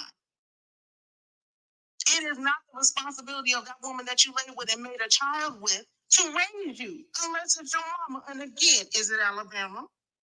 The fuck you talking about? So if your next thing was, well, why did that woman leave? What did she do to that man? I don't know. Maybe she didn't make him enough of a man to want to stay, since that's his responsibility and happen. I don't know. Why wasn't she enough of a woman to choose a real man? Why is she messing with him? I love those questions. What are the real? Wait. Time out. Where are the real? Where are these real men? When have y'all ever been real men? Where are these real men? 20% of the dudes are. Bro, JC, hold on. Wait. Time out. Hold on. Wait a minute. Hold on, JC. I just got a question because you was in my comments and you was saying that you actually make single moms more single. You said that you, JC, you were in the comments. You said you go around making women single mothers. Is that not what you said? But you a real man, right? What he said. I saw it. I had children to single mothers' households. You have a good one, brother. The woman has two kids. You have a good one. You have a good one. You have a good one.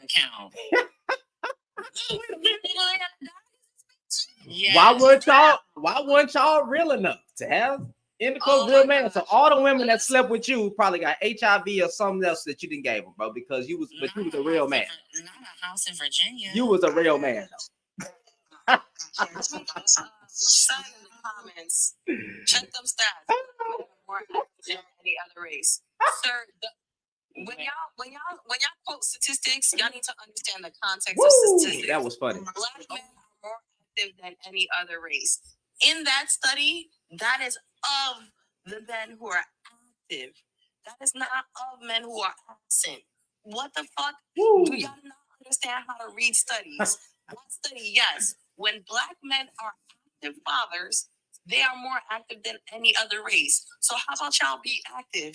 Because in black single parent households, guess who is the largest percentage? Black women. So y'all are the ones who are making us single mothers, and then y'all want us to take accountability for what? For you walking away when literally our race of men are the best fathers. So just be like like what the black man is already, an amazing father. Why the fuck y'all walking away? And I would just also like to add that is a peer review study. Pew research. The study where y'all keep on quoting is 20%. That's black demographics dot fucking com. This is my main thing. It's like it's like if someone keeps on repeating something long enough and it gets away from the source, and then other people can insert a different source or a different way of being. Again, let me hold the hands of some persons, maybe even some women in this. That study where y'all keep on, well, not study, excuse me, because that's separate from what Rapunzel's speaking about. That stat where 20% of the men and then where 80% of the women came from a dating. They were talking about the matching and the proclivities for the ones who were the most popular within that dating.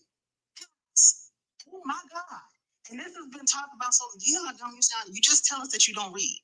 You tell us that some of you tell us that you might still be, maybe you're still tutoring to learn. And I appreciate the journey of learning to read. But don't keep on regurgitating shit because it makes you look dumb. I need you to make sure that you put the right emphasis on the correct syllable when you are. Don't sound out the rest of the word. Read the whole word and sound it out all together. Don't just stop at the first part of it because you look ridiculous. What the fuck? And then another thing, a part of that, going to the study that, oh my God, Rapunzel was talking about. Y'all know y'all age, right? When you start in that study, they're speaking about at what age that a lot of young men, and keep in mind that they have a tendency within this because they're dealing with procreation to incorporate youth within the stats of adulthood from 15 up to 19. You know, the ones that we consider still minors. They make them adults in these studies. They're talking about by the time you are in your 40s or 50s, how many children are attributed to these men. Now, you might see that the smaller proportionate of the men at this age, 15 to 19, 19 to 24, don't have as many children. But by the time y'all get up there to be Uncle Leroy, y'all end up populating the whole nation. There's an old ass man on this app right now floating around talking about he got 68 daughters and 40 sons and 116 grandkids. Just him alone. Ooh. And they still talking about his kids are still in the comments talking about he still ain't told us the truth. So fuck out of here. Well, I don't have any children. So. Y'all keep making these damn anecdotal comparisons when We these women don't speak. She's speaking in general, bro. Like, but go. Yeah. It's just like you guys. She's talking about regurgitating these talking points that come out of like the red pill manosphere, black manosphere space, where like sometimes the things that y'all say don't even math. Like the math don't even math. It is like a mathematical impossibility for 80% of women to be having kids of 20% of men. When you look at statistics and see that 43% of men are fathers of all men, right? And I think that number's very close in black men. I think it's like 42% or something like that. If 42% of adult black men are fathers, then how the fuck are 80% of women having fathers of by the same 20% of men? The math is just not mathing. Y'all need to, when y'all hear these talking points, look them up. That's the other talking point that y'all always talk about. Oh, that women only want to marry men or want to get with men who are 6 feet, make 6 figures, and have 6 inches. 6 inches is not even the average PP size. The average man does not even make 6 figures, and the average man is also not 6 feet tall. But 40 to 50% of men are married. So obviously, women are obviously choosing men who don't make 6 figures, are not 6 feet, and don't have 6 inches. Y'all really need to stop regurgitating these dumbass talking points that are mathematical impossibilities. Man, boys ain't got no length out here, no girth. It's crazy. Hey, women say that. That's crazy. They not sitting up there holding like that little French man that was sitting up there in the Olympics. Y'all see what happened with him? Oh yeah, he hit that pole. That pole hit that pole. Yeah.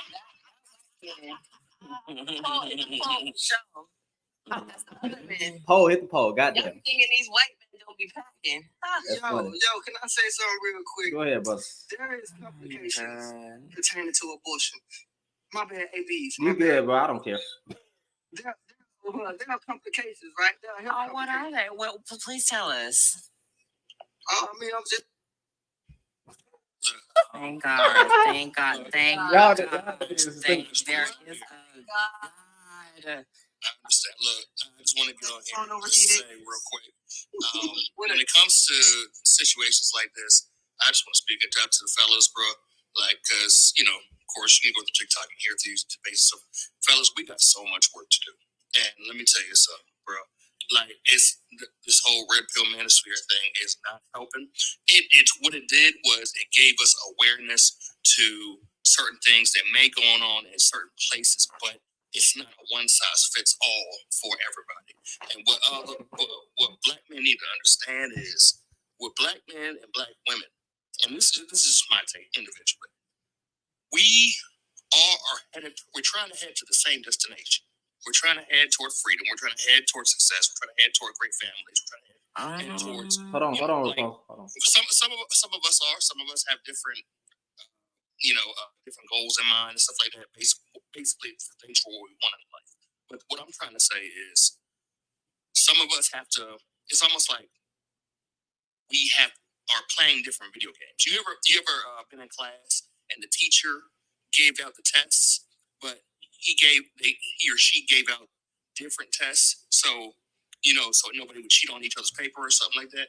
So somebody would have test A and somebody would have test B and somebody would test C and stuff like that. Mm-hmm. So what I'm trying to say is the information that some people are trying to inflict upon black women, it's not conducive to the video game that they're playing or the test that they're taking. So, like if you give somebody a test and, he got test A and I got test B and he's trying to cheat on my paper, doesn't mean the same questions are going to apply.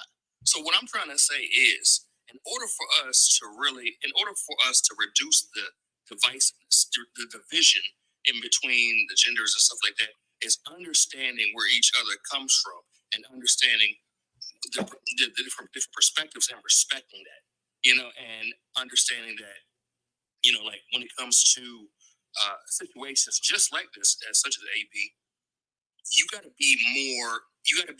think for me, fellas need to be a little bit more sensitive, a little bit more gracious to the procedure or based upon what some women are going through. And it's heartbreaking to see that it's almost like when a lot of these sisters are trying to explain to you exactly their perspective on why they do things what they do and why they go through the procedures or whatever, it's like talking to a brick wall, and it's almost like, come on, y'all. It's 2024. We got to do better than that. We got to have a higher elevation and understanding and being able to understand and respect where each other's coming from. I agree. I don't think most men are ready for that. And you know what? That sounds so good on paper. But when we get to real life, one thing a nigga gonna do is embarrass you. So with that being said, what about the who? That too. Men ain't niggas. All right, cool. All right, for the sake of the argument, black men. So so all men ain't. I don't understand. Wait, hold on. That's not even part of the topic. I'm not gonna go off topic. Okay, well, like I said, that sounds really good on paper, and I love that for you. I really do love that for you. However, with the current state and climate of things, and the quote unquote divisiveness that you and or speak about, not enough people give a fuck. Not enough people care enough to give a fuck. We just sat up here and deliberately gave statistics, the risk of pregnancy, the and or, complications of pregnancy. We gave examples. We gave the whole 9 yards. And you want to know what we got told? You're a single mom. You're a single mom. You're a single mom. You're a single mom. You're all single moms. You did not give the risk and the complications of abortions. Okay, so let me. That's like me writing a book, The Third Trimester and What to Expect. Y'all not going to hear that from me.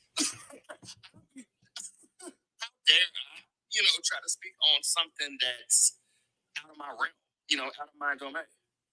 And you fellas, just like y'all, quit, tap out, man. You know.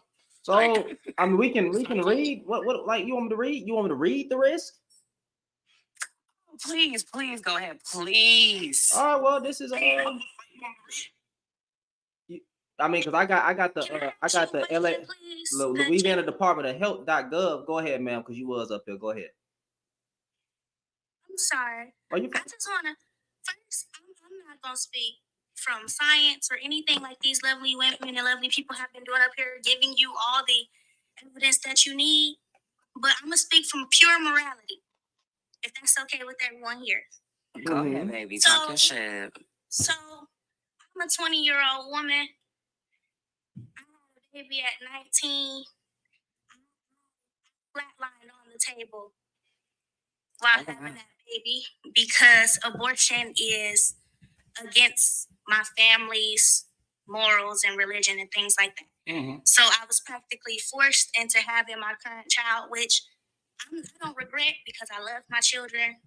But me being pregnant at 18 and being so young, if I had the choice, if I wasn't in the grips of my family, I probably would have gotten an abortion knowing all of my issues my medical issues that I already have and that I've dealt with all my life. Now, with that being said,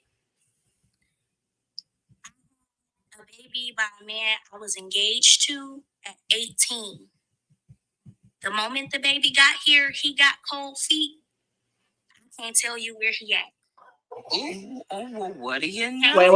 Wait. Is he black? Oh yeah, black as hell. Use you feel me? I can't even cuss. I'm right, on YouTube. but both my parents. Oh, but you say she's white? Yeah, or he was white. No. I can't. I hate those niggas. I hate them type of niggas, bro. But you feel me? So you keep asking, well, what's the risk of abortion? Well, what's the risk of abortion? It doesn't really matter what the risk of abortion is because the risk of pregnancy is higher. And no matter do you really believe that under certain circumstances that abortion should be allowed and should be okay? Yeah, that's he a does. genuine question. Yeah, he does. Him for Jay. No, he does. He does.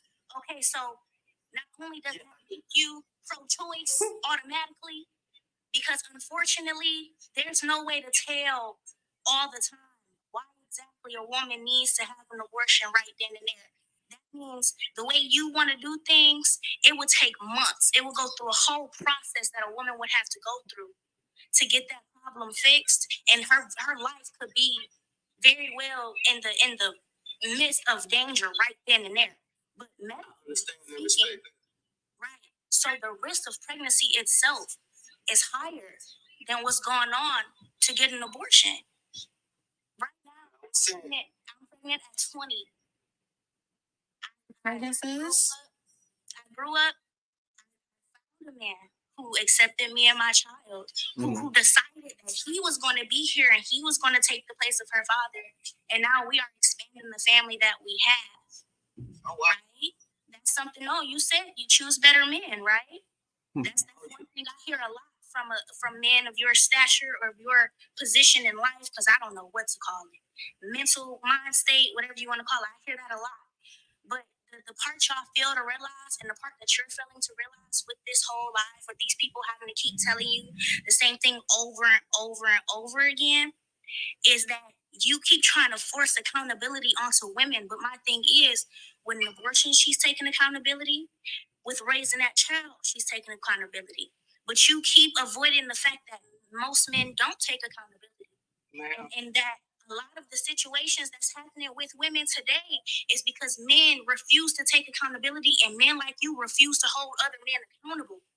Ma'am, So as far as, I'm sorry, sir, I'm not here for your opinion. solid point. She made a solid point. That's real. Y'all mute y'all mic. Let her finish. She gonna finish. Let her finish, please. Any of that. You were speaking from your personal experience earlier. I'm just letting you know that there are so many, and I do mean so many stories out there about little girls who have went through some crazy stuff. And you telling me that the only reason a woman should have a choice on if she should have a baby or not is if her life is medically in danger or if she was sexually assaulted. That's what you're telling me. So her taking responsibility and not deciding to bring a child into this world for whatever choice that she made, y'all gonna sit there and y'all gonna shame her for it. But what if that woman was mentally ill and could not, physically and mentally, could not handle having a child? There are so many lines. Nobody has the same story with abortion. And a lot of the times, abortion are white couples. Boom. White couples who either he's stepping out on his wife and he does not want that child and he cannot risk his family finding out about him stepping out, or it's already a white suburban couple who makes enough money to provide for a child or provide for that extra child, and they just choose they don't want it because they have that choice. The whole point of this, the whole point of all of this is that women should have a choice whether they would like to have a child or they cannot, because y'all are worried about a woman's uterus and what's going on in there. And y'all so worried about children. If you're so pro-life, what about all the children in foster care that's going through abuse right now? How come y'all aren't fighting for those kids to have homes? Why are y'all trying to police a woman's uterus, something that is currently inside her body, working with the rest of her organs, instead of trying to fix and help the children that need your help? Well, they say protesters at the abortion clinics, but I don't see nobody at the foster clinic. I don't see nobody at the foster. So I was a foster child. So was I. Let me tell you something. It's not fun. You're worried about women getting abortions. Worry about the men that they're placing these little girls right in their homes. Worry about things like that. Because like I said, I've been through a lot in my life, sir. And I promise you, there are way worse things than a woman choosing to get an abortion. Because there could be a man out there, I'm sorry, y'all, this might break your heart, that might chain you in his basement. How is it gonna break our heart? We talk about that over here. Because that's a personal thing. I just want to see y'all good night. It was a good conversation with the time I joined. I really respect your conversation. I'm gonna head on out, but thank y'all for the little time of listening to the conversation. It really put something on my mind. Young lady who just spoke, I really love what you said. It made me think also on things that happened right now, like we're talking about. And I respect, that you overcame the situation. Little boy, blessing for you and blessing to all y'all doing. Hey, you too, man. You have a good one, man. Stay safe out there. You can't in these one-sided opinions that you have. It is because I watch these people, and I'm talking about almost everyone up here, men and women alike, give you multiple facts, and you ignored every last one of them and put your moral belief in there. You feel like it's wrong, and that's why we shouldn't do it. But you need to pay attention to something bigger. Instead of policing these women around you that you're so angry at for some reason, because that's what it sounds like. You sound like a bitter black man. I'm sorry to break it to you. Worry about the children already here. That's a big thing for me. Worry about the children that's here. If you're so pro-life, save the children that need saving. Don't worry about what's in my uterus. Because what I eat don't make you shit. Excuse my language. So I don't understand that as a man. As a woman, coming from a man perspective, I don't see how you're trying to police anything happening within a woman. Because you'll never understand. You can't give birth. You're not going to go through it ever in life. You're never going to go through any of those things that they just named. And guess what? There are multiple women going through it right now as we speak. You can respond. Go ahead, man. Hold on, Melanie, because let them clear up the position real quick. Right. I understand what you were saying. I'm glad you're in a better space right now. I get it. But when I first got here, me and the host had a conversation. It was detailed. I don't think you was here. I said, if you 18 and older, I don't morally think you should have an abortion. I don't think you should. I didn't say you shouldn't have the right at all. And I said, I will understand if somebody under 18 choose to get an abortion. I will understand that. Or done got raped. You feel me? I will understand that. That's where I was coming from. You made it out like, oh, I'm just don't like. I didn't make it out of anything. Hold on. We just Watched you ignore all of the facts though, instead of fighting for your point. Hold on, wait a minute. Wait. Rebuttal was, but what are the risks of abortion? Was your only rebuttal to every fact they gave? Speaking of risk of abortions, let's see. The risk. Okay, Shannon. If you do that, make sure you give us the risk of pregnancy as well. I thought we already did. We didn't read them, huh? No, we didn't read them. We can go up. We're going to read them for the viewing majority, since we got some that can't spell, can't read, can't write. Vanity. We're going to do that. So, all right, so I'm gonna just list a few. Abortion risk. This is by LA.gov. This is .gov. We don't use .coms. Now, the risk of complications of the woman increase with advancing gestural age. Wow, they got pelvic infection, incomplete abortion, blood clots in the uterus, heavy bleeding, cut or torn cervix. Wow, perforation of the uterus wall, anesthesia-related complications, RH immune globulin therapy. Wow. All right, so what else do you want? Okay, so let's give us now the and or risk of pregnancy. Let's read the risk of pregnancy. Number one, death. Do we need to know? Okay, Do we need to go? Do we need to go any further? Okay, all right. Number one, death. Okay, let's keep going. Pregnancy risk of pregnancy. Let's see if we get the list. Jesus, do we even need to keep going? Yeah, we don't. We should. No. We're gonna keep going. Let's keep going. Okay, so what? Wow. Hold on, man. Y'all gotta give me. Let me get a good side of source. We'll be right back to it. I'm gonna get it. Y'all go ahead though. Melanie, I know you want to say something. Make sure you look. Then why'd you ask me? Why did you? The reason why I asked the question wasn't to try to be like, it was to give you insight on why I would say somebody 18 older that don't have health issues should keep the baby. I'm not Wait. Time out. Wait. Time out. Hold on, because y'all go off.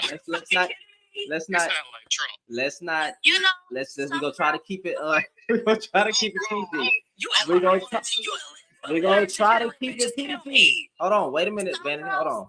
We're gonna try to keep it PG. We try to have a respectful conversation. Yeah, we try to keep it PG. Some of the girls under 18 physically cannot withstand birth, and it can cause them to pass away because I am a very small individual, and I was only 18 when I first got pregnant. 19, literally gave birth after 2 weeks after my 19th birthday.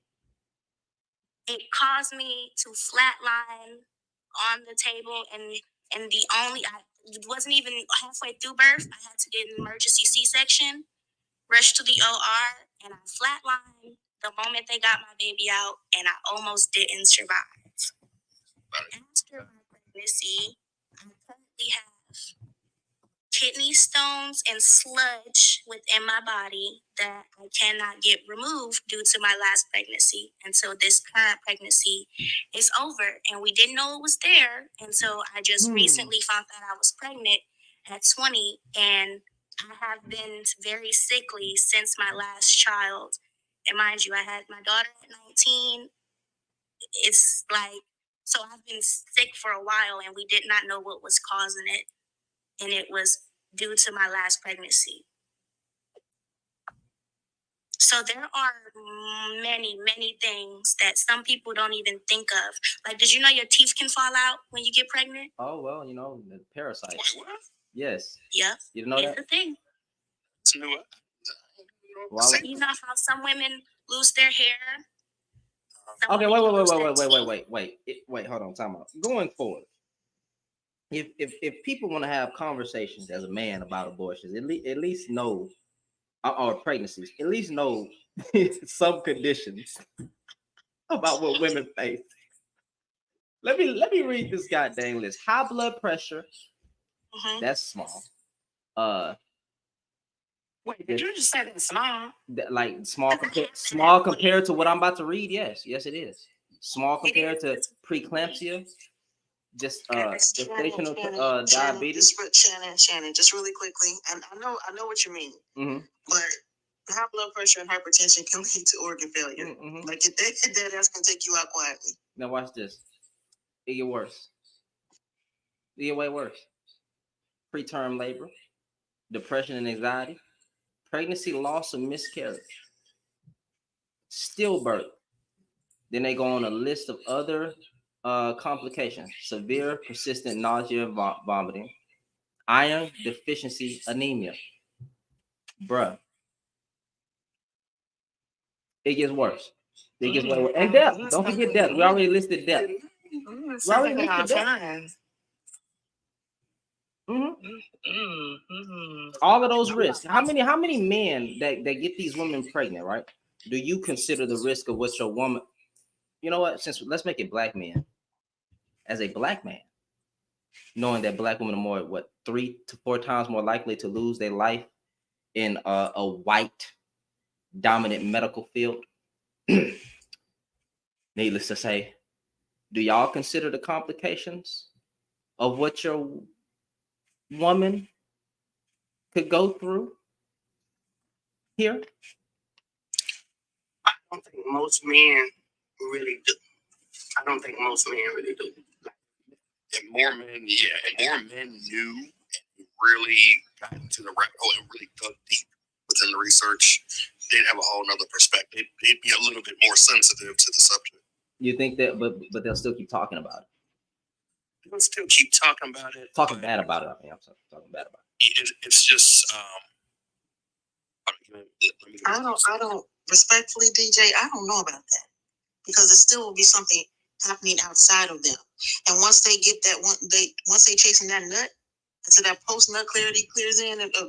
Post nut clarity. Am I lying?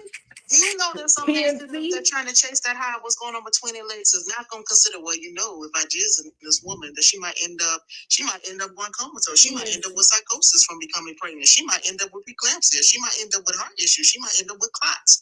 They're not thinking that. And then even after the fact, if nothing else, they might run away because it still is not affecting them. Or she it. might. You know what they are saying? I hate this word. Legacy. Or she might end up with toxemia if her baby shits in her. Legacy. Don't forget all of the stuff we go through after having the baby. And that is to go straight into parenting mode. And you want to know what that is called? You want to know what the word for that is? Maternal morbidity. But hey, all of because they don't understand. Ain't nobody picking on you. There's a 4th trimester. But that's dealing with after we're dealing with the afterbirth and everything that comes after that trimester too, because you act like there isn't, like Rapunzel said, a mortality rate then. Is there an increased chance that you still may pass away after you giving birth to your child? But as long as the legacy, ladies, you got to understand the man's legacy, okay? The legacy. If a man is going to claim a legacy, then your ass need to be there in some way, shape, or form. You either need to have your name on some paperwork, you need to be putting some money someplace. Otherwise, you ain't got a legacy. You got a child that's floating around that can become a legacy of someone else, just like dice. Then goes something. The fuck you talking about? Like, what's their middle name? The fuck you talking about? This is my legacy. What's his name? When was he born? When does he go to school? What his papers look like? What his friends look like? What does he look like? Fuck out of here. Well, I know women should have a right to get the baby regardless. All I'm saying is, one thing they should, when they get to a certain age, and healthy. Yo, illiterate ass sat up there and put through all of that motherfucking shit to sit up there and say that all women should get a fucking abortion. So I'm going to rest my case because he did it once again, ignored all the facts, and still was like, well, I think this should happen. And that's what I was highlighting to What? I never tried to, Ma'am, your mic got you cut know, off. towards him or whatever. Ma'am, you got cut off. Pretty much that's what I tried to highlight when I got up.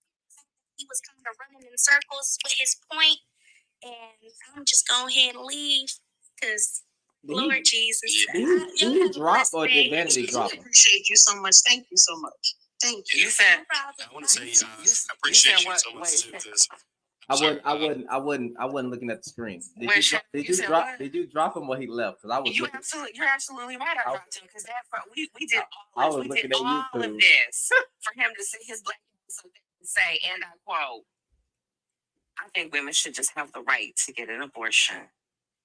The whole point is to have the choice or to not have the choice. You ran in circles and called everybody single mothers. Probably got a single mother yourself. There's You no know way. what actually says? I don't think so. I think that he had a woman that he thought he was gonna trap, and she said, she skipped it. She skipped it, do that date over there. Why y'all throwing that hominin attacks? This man not even here to defend himself. Want to feed into the black angry woman narrative, but he sounded like a bitter black man because he was going for a specific age group, and every time he decided to say something a little off in the head, he was attacking older women. It was never, oh, you're young, you should know. It was, let's exclude them and let's only talk about y'all and how y'all lost value. Them be the same man with 6 kids and 4 baby mamas. Wait. Hold on. Isaac. He's saying that he's been married for 9 years. Wait, time out. Y'all tripping. Isaac, go ahead, bro. How many times you go to that clinic? How many times you look up and see your belly flat? Isaac, go ahead, bro. Take it over, bro. Take what over? No, but you got so who was trying to talk? Was that DJ? It was DJ. No, that was me. I just want to say, like, of course, I'm about to head out of it, but thank y'all so much. It's been very enlightening. Like, I know everything in regards to, a woman's reproductive system myself. I feel like, everybody has homework to do in regards to this in order for people to have a better understanding about it. So even within this dialogue, I was being educated about certain stuff. I'm humble enough to, to say that. So I really appreciate y'all and, information given, and I wish y'all a good night. All right. As far as I want to say, child support. I'm a strong believer in child support and death penalty when it comes to men who don't take care of the kids. Yes, you heard me correctly. Death penalty. Because you're an actual man. Death penalty. People in here. If you ain't gonna talk about if you're gonna abandon your child, then she should get you for every dollar you got. You shouldn't be on the streets. You should either be in jail, death penalty, or child support. But at the end of the day, if you are a man that wants a family, get with a woman, establish those things first, and control your seed. Y'all be telling these women to control they body parts and all that stuff, bro. You know when you about to release. You seen your cum face before. You know when you about to let it out of there. Don't ejaculate in some of these women that you don't want to get pregnant. I don't understand. It's not hard. It's never been hard. I just love how me and Melanie tag team this whole time. I just love how we just were so beautifully insane. Them niggas be acting like they just be having intercourse and they don't know when they gonna let one loose. Also, can I add this right before I leave? If you do not have children or have not raised a child, don't speak on people's children because you don't know how to be a parent. Sorry to break it to you. You can't out-parent anyone who has children, step or not. And if you do have kids and you have daughters, you would be pro-choice because let your child get caught in any situation, God forbid. You want her to have everything at her disposal to help her. If your son get caught in a situation a little too early before he's right at his prime, I know boys who've had to go to the clinic with their girlfriends because they're about to leave for college, and right now what they need is school, not to be a parent. They're in the prime of their life. They're being responsible and taking responsibility for their own lives. you can't tell nobody that they can't do that because it go against your morals. That just don't make no sense to me. And guess what? Having an abortion is taking responsibility. I love you. I want you to know that. I love you. You too. I'm gonna show my love to the host because this is probably the first live I've been a part of where it's a male host and he is sprouting facts and not just like nonsense to fit his narrative or being, you know, kind of cold. So Girl, it has been a long time coming. I appreciate y'all for informing folks. Girl, you don't know how many times we had to hold that hand. Because some of them be having the most to say and don't have no knowledge of what's going on. So I do appreciate y'all. No, no You problem. are so welcome. Have a nice night. Oh, baby, you don't understand how many nights we had to hold that hand. I have never said anything disparaging towards women. Never. Like, I have never said never said anything disparaging towards women. I started off defending black women. I have never fell off the boat. Controversial, Shannon. I know Name it. At least Name one it. woman. Yeah, because I was going against the grain of the men. I went viral for. Let me not repeat that on here.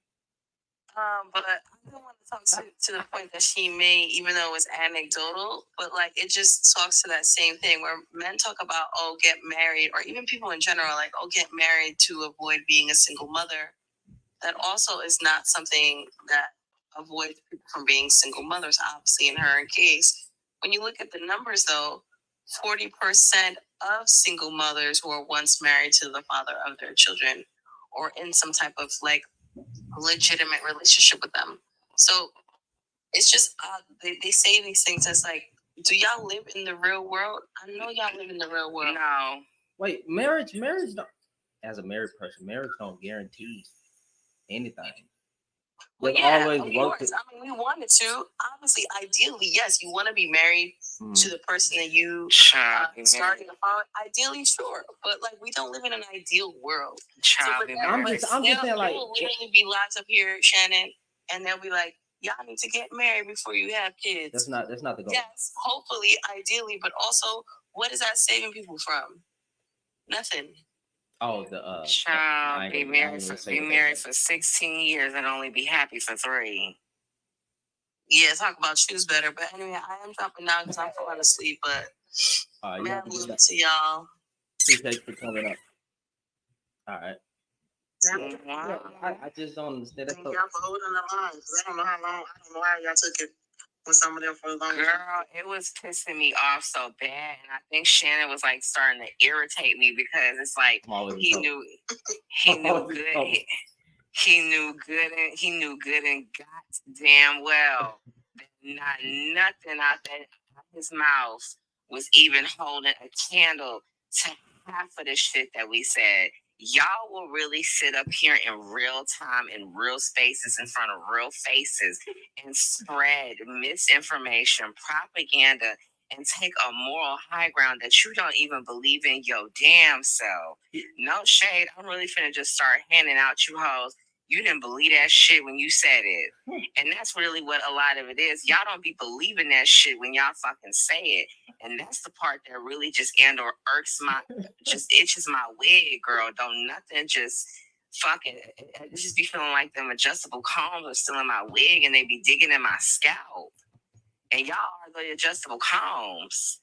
And I be having enough. Like, enough is enough. Like, we have so many horror stories, and that's why I don't really like for women to come up here and, you know, be too personal and stuff like that. Because, child, had anybody mishandled or mistreated her situation at any point in time, I would have lost my mind. Like, girl, it was just gonna be nothing but straight bags, and I'm okay with that. And if I get banned, well, you know.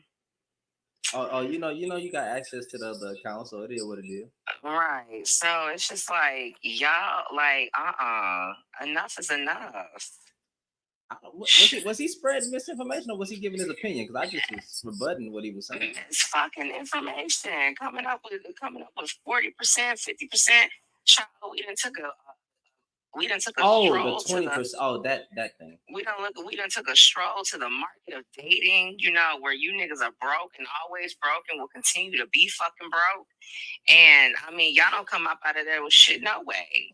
So it's just like it kind of just like I don't know. It really just kind of aggravates me when we have these conversations because I just would love to know if the topic on the board is about abortion. Why the fuck are we talking about single moms? Like, this is why comprehension is not, this is why I had to, maturing is realizing comprehension is not inherent. It is a learned and or ascertained skill that you apply and or diligently work on throughout your time of life on this earth. I got to take the L on that one because I was giving an example. I had to make it personal. So what I said was, okay, if a woman yeets his fetus, she's going to be shamed for that, and if she keeps the child, she's going to be shamed for that. So I was trying to say, like, you know, there's no grace in here. Why are we against abortion? Then I also said, do you want more single mothers or do you want more yeetus fetus? So I think because I asked the question trying to contextualize the information, that's when it kind of ran off until the problem is these women fam, these single mothers fam. All I was doing was giving an example, but you know, some people can't keep up, bro. They can't keep up. So I think that's why I got a little sidetracked for a little bit. But you know, and then I'm trying to say, like, you know, why black men, you know, black manosphere men. I really don't know why y'all against abortions. I mean, because y'all be heavy on do not have a child outside of wedlock. That could mean that could mean so many things. You know what I'm saying? Because hey, listen, I'm all for having children in a marriage or whatever. But at the same time, y'all tell these women don't have the child, but you think every woman about to go out here and give up give up having intercourse, and then if they do, how many men gonna lose their mind and take it? But I have a question, right? What does the banner of marriage provide now in the 21st century? Don't ask me. What you mean? Don't ask me. You're the one that girl, what the fuck? You the I'm gonna ask for you. What you mean? All I provide is love, unconditional love. That's what I provide to my wife. That's it. I don't got nothing for you because I don't have the generic answers. Like, you know, I don't y'all know I don't say that BS protection. I'm not in. There's no marriage where you in unless you Tony Gaskins or something. Where you and he not even with his wife 24/7. You're not with your woman 24/7 in this world. So you're not always in this protector mode. You know, the patriarchal whatever they be saying. Provision. My wife can work. I don't have the same generic answer that everybody says. I provide a healthy, loving environment for my wife. And yes, I do go out and work money. I treat her right, I respect her, but I don't have the generic answer. So I can't tell you. I feel like that's a setup question. It's really, no. I promise you. No, I'm asking straightforward. This is the reason why I asked it, right? It's not a gotcha question. I sincerely ask it. I know for me, I don't want to do it. I know what I have in my coffers and whatnot. I know that the best way, if something were to happen within my relationship or marriage, to try to get back at me and to get yourself filled into a shallow grave is to come from my money and from my funds. I'm not playing with you. So what I'm saying is that as far as marriage is concerned, okay, let's be realistic. It offered the banner as far as legitimacy for the children, right? Lineage and legacy for the children. To continue your name under the banner of, so that you didn't quote unquote have past. Let me tell you something.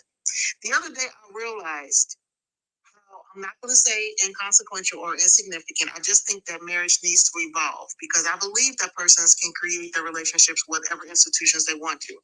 But there were some young people on a panel who had to be told what the word bastard meant. And I wasn't coming at them like, wait a minute, what? It was the fact that it is such a word that is so inconsequential, it's not used and not noticed and not meant because Also, keep in mind, genetic testing has, to a certain degree, for what one of the purposes of marriage was, made that antiquated, because we can find out who he is, as far as your lineage, your name, and legacy is, through that good old DNA testing. That's swabbing of the cheek.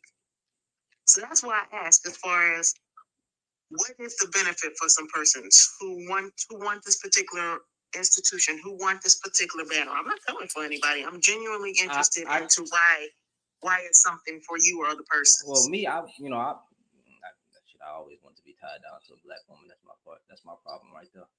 That's my problem. But me, it's just I wanted somebody to build with, a genuine friendship and companionship that transcends a relationship. I didn't look at it as anything else. I don't have any kids yet. I've been married for 3 years. I don't have any kids yet. We taking things one step at a time. And even in well, that's getting too personal. But all I'm saying is a genuine companionship, relationship, and friendship. Trying to be all three. If a person wants that, they can have it. I believe so. But that's what I provide. And yes, I do provide money and protection when I'm around you. But I'm just saying, like, I'm just going by what it is. You're not always around that person 24/7. So you can't always be a protector in this economy. But I provide a safe space for a woman to rest in her femininity. That's all I can do. That's me. That's me. I told you, I promise you, it wasn't a gotcha question. Right? Mm-hmm. That's why I feel that, like so many systems that we have established in this custom in a myriad of ways, in this country alone in a myriad of ways, it needs to evolve. It needs to evolve within the standard of what it means, what it can do, what it provides for persons. Because in some ways in which it was created, it's not necessarily like, okay, we are the concept of the honeymoon. The concept of the honeymoon was about, well, I mean, to a certain degree, it was for sometimes the couples to get to know one another, especially with arranged marriages. But primarily, it was to make sure they could certify that child was theirs without interruption from other persons. Taking your wife and going off to another place and being the only quote unquote male that was there pretty much guarantee and solidify the fact that whomever or whatever came from that union was his. That was one of the reasons for that. So that's why I'm kind of like, I mean, in this particular standing, a lady can give a child her last name if she needs to. They can share the name. You know, I found that something interesting about that too. Just off aside, I'm sorry, y'all. Do you know that when you get married, that you don't have to take one another's name? That you can actually you can create a combined name if you wanted to. Y'all don't even have to hyphenate. Y'all can literally sit down and find a way to sit up there and create anagrams out of your name and create a new last name if you wanted to. And do you know that if you were to separate for any reason, you can do the same thing again? You don't have to go back to your maiden name, ladies. You don't have to take his name or anything. You can sit up there and decide, or hers, whatever your relationship looks like. You can dead ass go and create another name for yourself and have that legally registered. No, I didn't know that. I just learned something. I didn't know that. I found it very interesting. I didn't know that. Look, a lot of people saying they didn't know that. Mm-hmm. One person said they knew it. I just advise men to avoid marriage altogether. Why? See, well, you know what?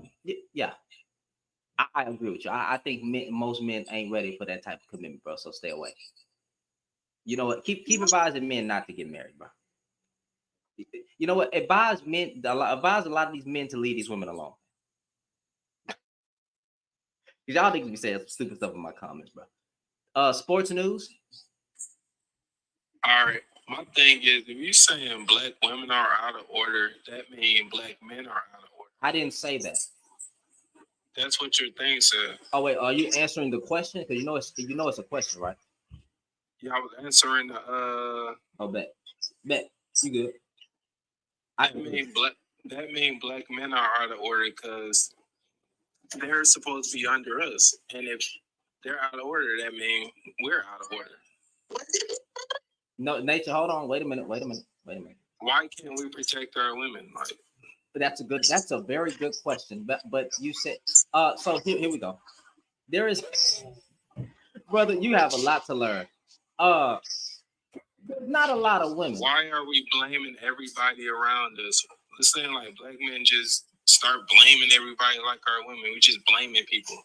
If she ain't having 10 babies, where's the dad? Where's the father? It's a great question.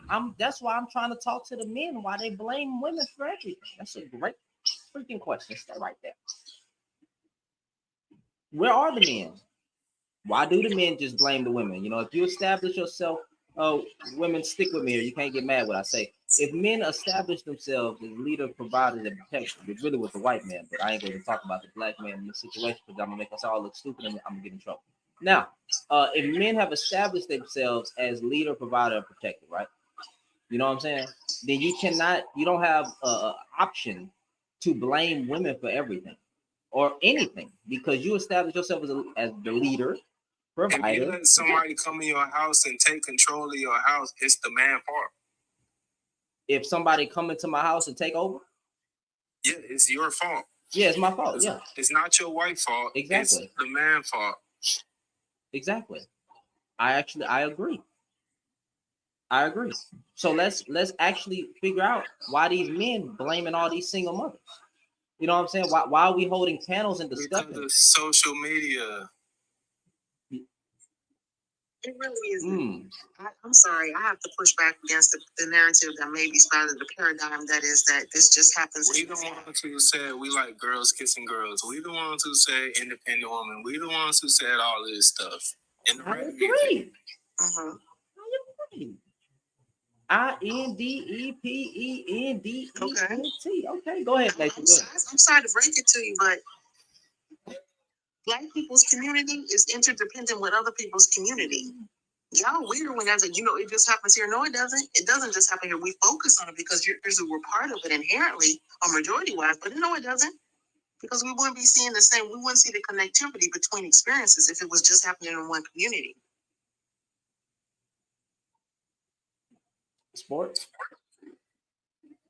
I really can't hear y'all because you turned my headphones off, so I can't really hear y'all. What? Yeah, how do I? It said my headphones got disconnected once you turned me on. You said I think that has something to do with that's probably on your end, bro. I didn't touch the screen. Nobody touched the screen. So what were you saying? I'll probably join. I'm about to leave and join back. That's a bet. Oh, shit, no. He was making a point, though. He said that's the man's fault. I'm all about blaming men. I'm all about blaming men. No, I don't give a damn. I blame us for everything, every war, every failed household, every single thing. I blame. If you want to get biblical, I blame Adam for being weak.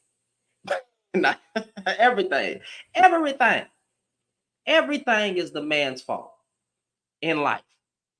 The destruction of kids, women, and children, huts, everything come back to the man. Since that's the way y'all set it up, you take blame for everything.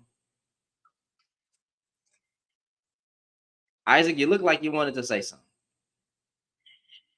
And not every man you can blame saying that they did. I'm blaming the masses. Yeah, I can blame the masses of men. It don't have to be you personally, but men are more at fault for everything. All I said was that if I was man enough to lay down with a woman to take care of it and make a child with her, I'm gonna be man enough to take care of that child. It ain't about you, brother. You're making it personal about you. I'm not testing your manhood. I'm talking about men in general. And I contextualize history. Every war, every failed household, every child, everything is the man. True. Every war that has ever started from the beginning of time, man has started it.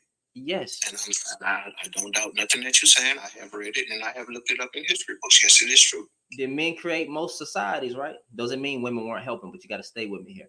Men created most or take credit for most built societies, right? Yeah, they do. So when society, okay, so men are more at fault for everything in life that has ever happened, right? Yeah, and it's like that's true. it's like, you know, like I said, I'm not against no woman having no abortion. I have never ever been against that. If the child died in front of her, yeah, she has no choice. If the It's something that you got. It's something that you got to deal with. I'm saying. What was the example you said? I missed it. You said if the child what in front of her? If the child died inside of her, and it's affecting her body, yes, she have no choice. Okay, you're talking about that one example. Okay, so does she have a choice? She has no choice but to get rid. It's a hurting feeling to see, you know, hey, that the child died, but that's life. So, but how do you feel about a man getting a woman pregnant, and the man saying he don't want to be there, so she decides to go eat his fetus? First of all, to me, I look at it like if you lay down, like I said, you lay down with a woman, and you said up there, and all of a sudden, you wasn't saying all that when that pillow talk was going on. You wasn't saying all that when that pillow talk was going on. So if you man enough to lay up there and you did what you did, and you don't want to be a father, you taking the coward way out. So if she go get an abortion, okay, don't cry about it when it happened. Okay, cool then. No problem with that. Oh, these men wouldn't cry about it. What? So is it? So when a man, wait a minute, he a coward because he didn't take care of the child? I mean, no, because he decided to advocate for you eat his fetus. To me, in my book, yeah, because you laid up there with that woman to do what you did. I thought that was healthcare. Now you don't want to be man enough to take care of your responsibility. What if he doesn't believe it's a child? What if he believes it's a clump of cells? What if it's two people that's not aligned, whether that's life inside the womb or a clump of cells inside the womb, and they both decide to eat his fetus? She'll never know that till she go to the doctor and find out that if the child is dead or not. That you okay? Wait, time out, fam. I think you're missing the point just a little bit. Just a little bit. If she find out she's pregnant in 2 weeks, all right, she do the little test, she pregnant. Okay. She tells the man, "Hey, I'm pregnant." Man says, "Oh, I don't want it." So you know what? He pays for the yeetus fetus. Or she goes and get a yeetus fetus. Are you against that? That's her choice. That's her body. Like you said, that's her choice. That's her body. Let her go do it. If that's what she want to do, let her go do it. But like I said, in my situation, like I said, in my case, I would be against it. Okay, so all right. So let me take the man out of it. Put it like this: the man wants to. Well, I ain't going to say it like that. The woman just doesn't want that child, and she goes and yeets his fetus. How do you feel about that? He don't got no say so in it. Remember, it's her body, her choice. I've had it happen to me before. Mm-hmm. I was with a girl for 6 years, and she went and did that without me knowing. Like I told her, I said I felt, in a way. I was like, look, we could have sat down and talked about this. See what I'm saying? Okay. And were you married? No, I wasn't married, but I manned up to my mistake. I manned up to what I did. Were y'all in a relationship, or was this like a one night stand? No, it was a one night stand. We was in a relationship for 6 years. And you telling me? Wait, it was a one night. You said it wasn't a one night stand. Y'all was in a relationship for 6 years. Yeah, that's what you said, right? Yeah. So y'all was in so y'all was in a relationship, right? Well, I'm sorry that happened to you. Maybe I wish he would have talked to you about it, but hey, at the end of the day, she don't have to. Did you know that she didn't want children? No, I didn't know that she didn't want kids until after, it was after she had went and got an abortion. Did you want children? No, at the present time, no, I didn't. But I did what I did, and I was gonna take care of mine. You know what I'm saying? See, I'm not. I don't care how people say it. I know me. I'm not like some people. If I did it, I did it. You know what I'm saying? See, my mother was a single mother, and I grew up in even though my dad was still alive, they were separated, but they were still married. And the one thing my mom instilled in me that if you did it, be a man to take care of you. You know your responsibility. You ain't skipping out on your responsibility. Well, but you wasn't skipping out on anything because it wasn't. It's your fault that she got pregnant, but there's no responsibility for you to have or try to feel some type of way about it because at the end of the day, she went and got rid of it. But you even say I get what you're saying. You would have handled up and handled your responsibilities and all that. But your life would have been harder. And are y'all still together to this day? Nah, we're separated. She went her way. I went mine. Right after the Yeetus fetus, or this was like sometime afterwards? Sometime after, like a year after after our 6 years was crushed, she went her separate way. I went mine. And how old are you? I'm 44 years old. Come on, man. What's up? This 6 years? What age range was this? If you don't mind me asking. I was 17 years old. Oh, 17 shit, boy, come on, man. I understand what you're saying. You're trying to, boosting the male ego, keeping it real. You didn't want that child, bro. Let's be honest. Most y'all, you didn't want that child, bro. I get what you're saying. Yeah, you would have handled it, but deep down, you telling me that there was no relief, no relief now. Looking back on your life, that if you would have had this child, it would have been way harder in life.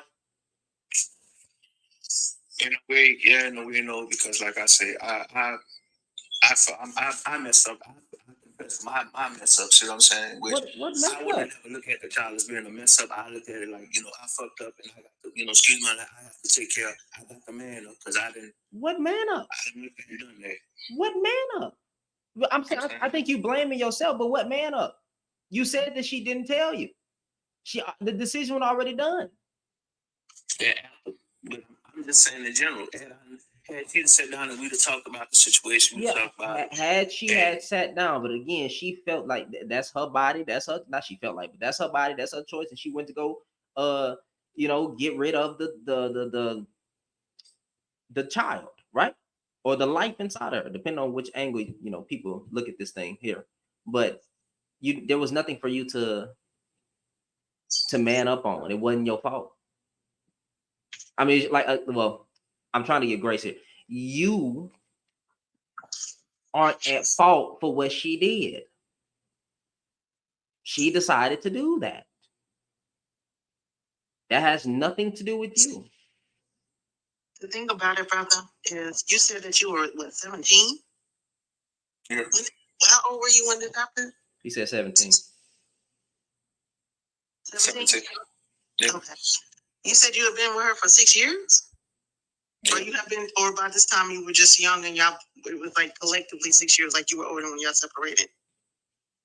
And we was together for 6 years in a 6-year relationship.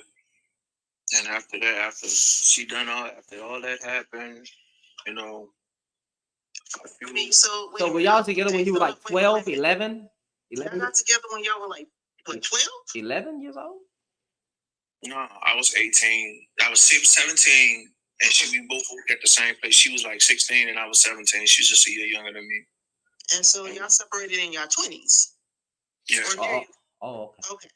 That's why we were just like, what the, okay.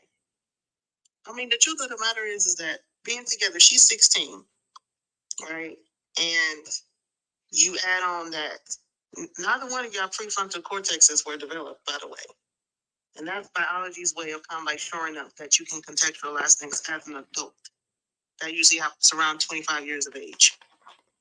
The thing about it is that I hear what you're saying, but she didn't want the same thing that you wanted, or she knew between, I guess, whatever was going on, just to speak to that if nothing else, y'all were too young, or at least she was too young.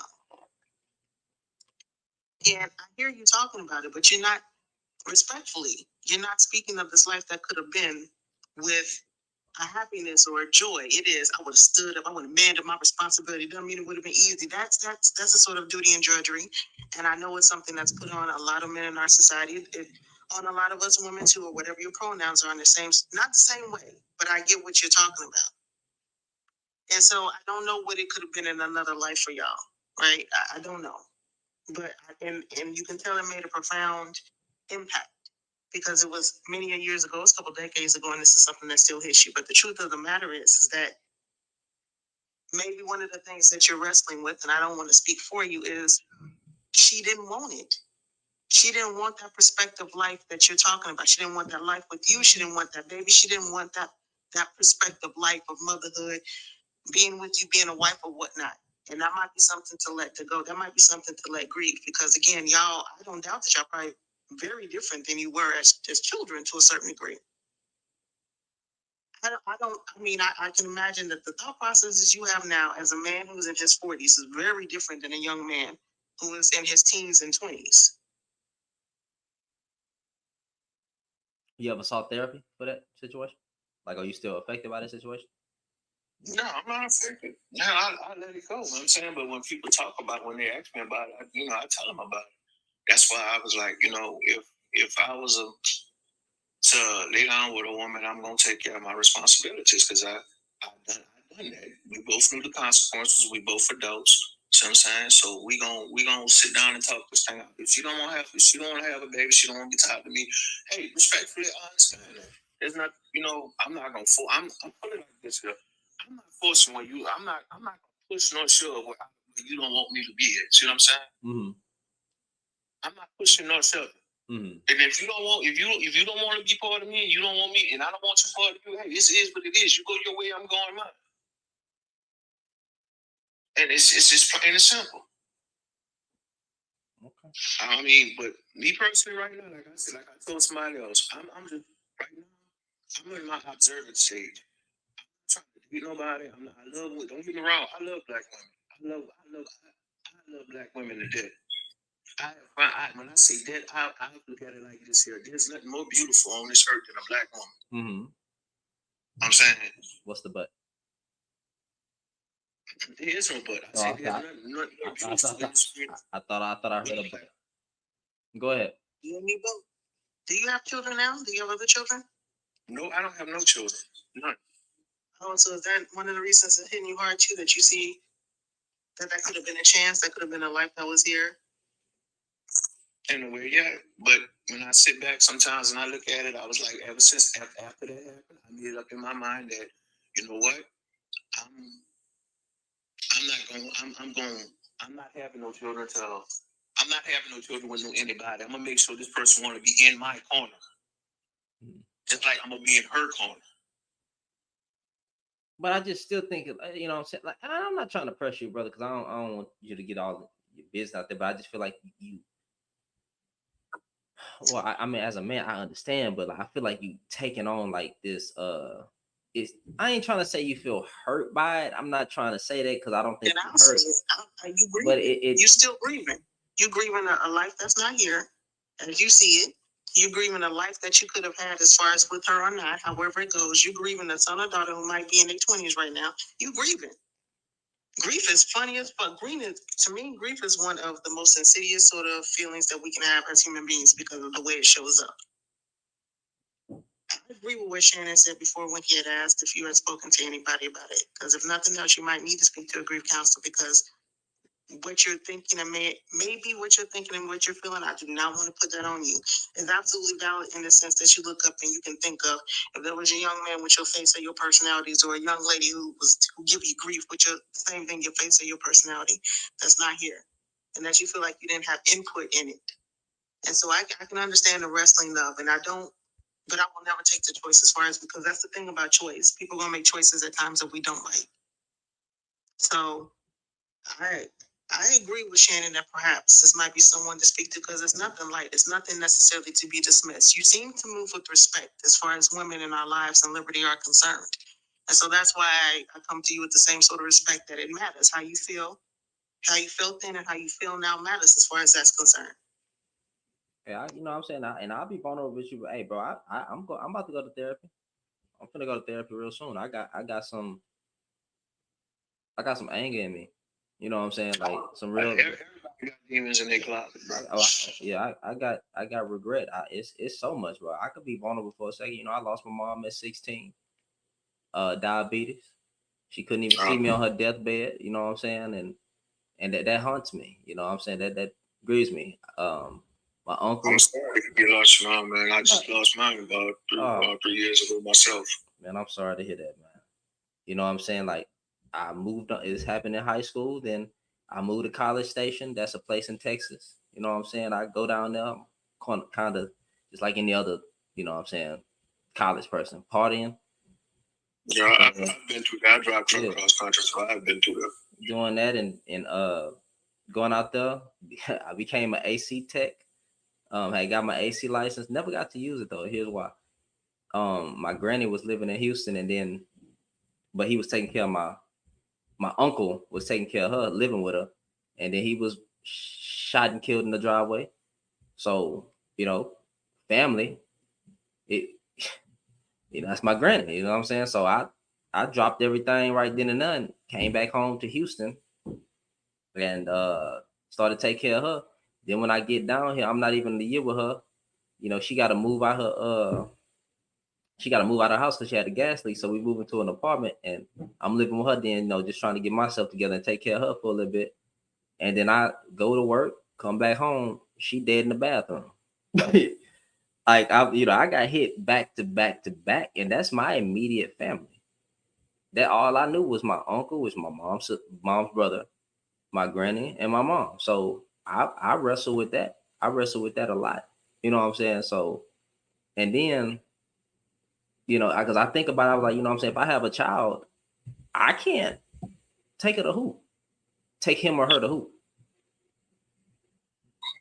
I gotta fight that, you know what I'm saying? So I gotta go to therapy, and then sometimes I just think about it, you know what I'm saying? I see these kids disrespecting their mama, and I'm like, 20, me being right, I be like, bro, you just don't know. I damn near give it anything to get one more hug.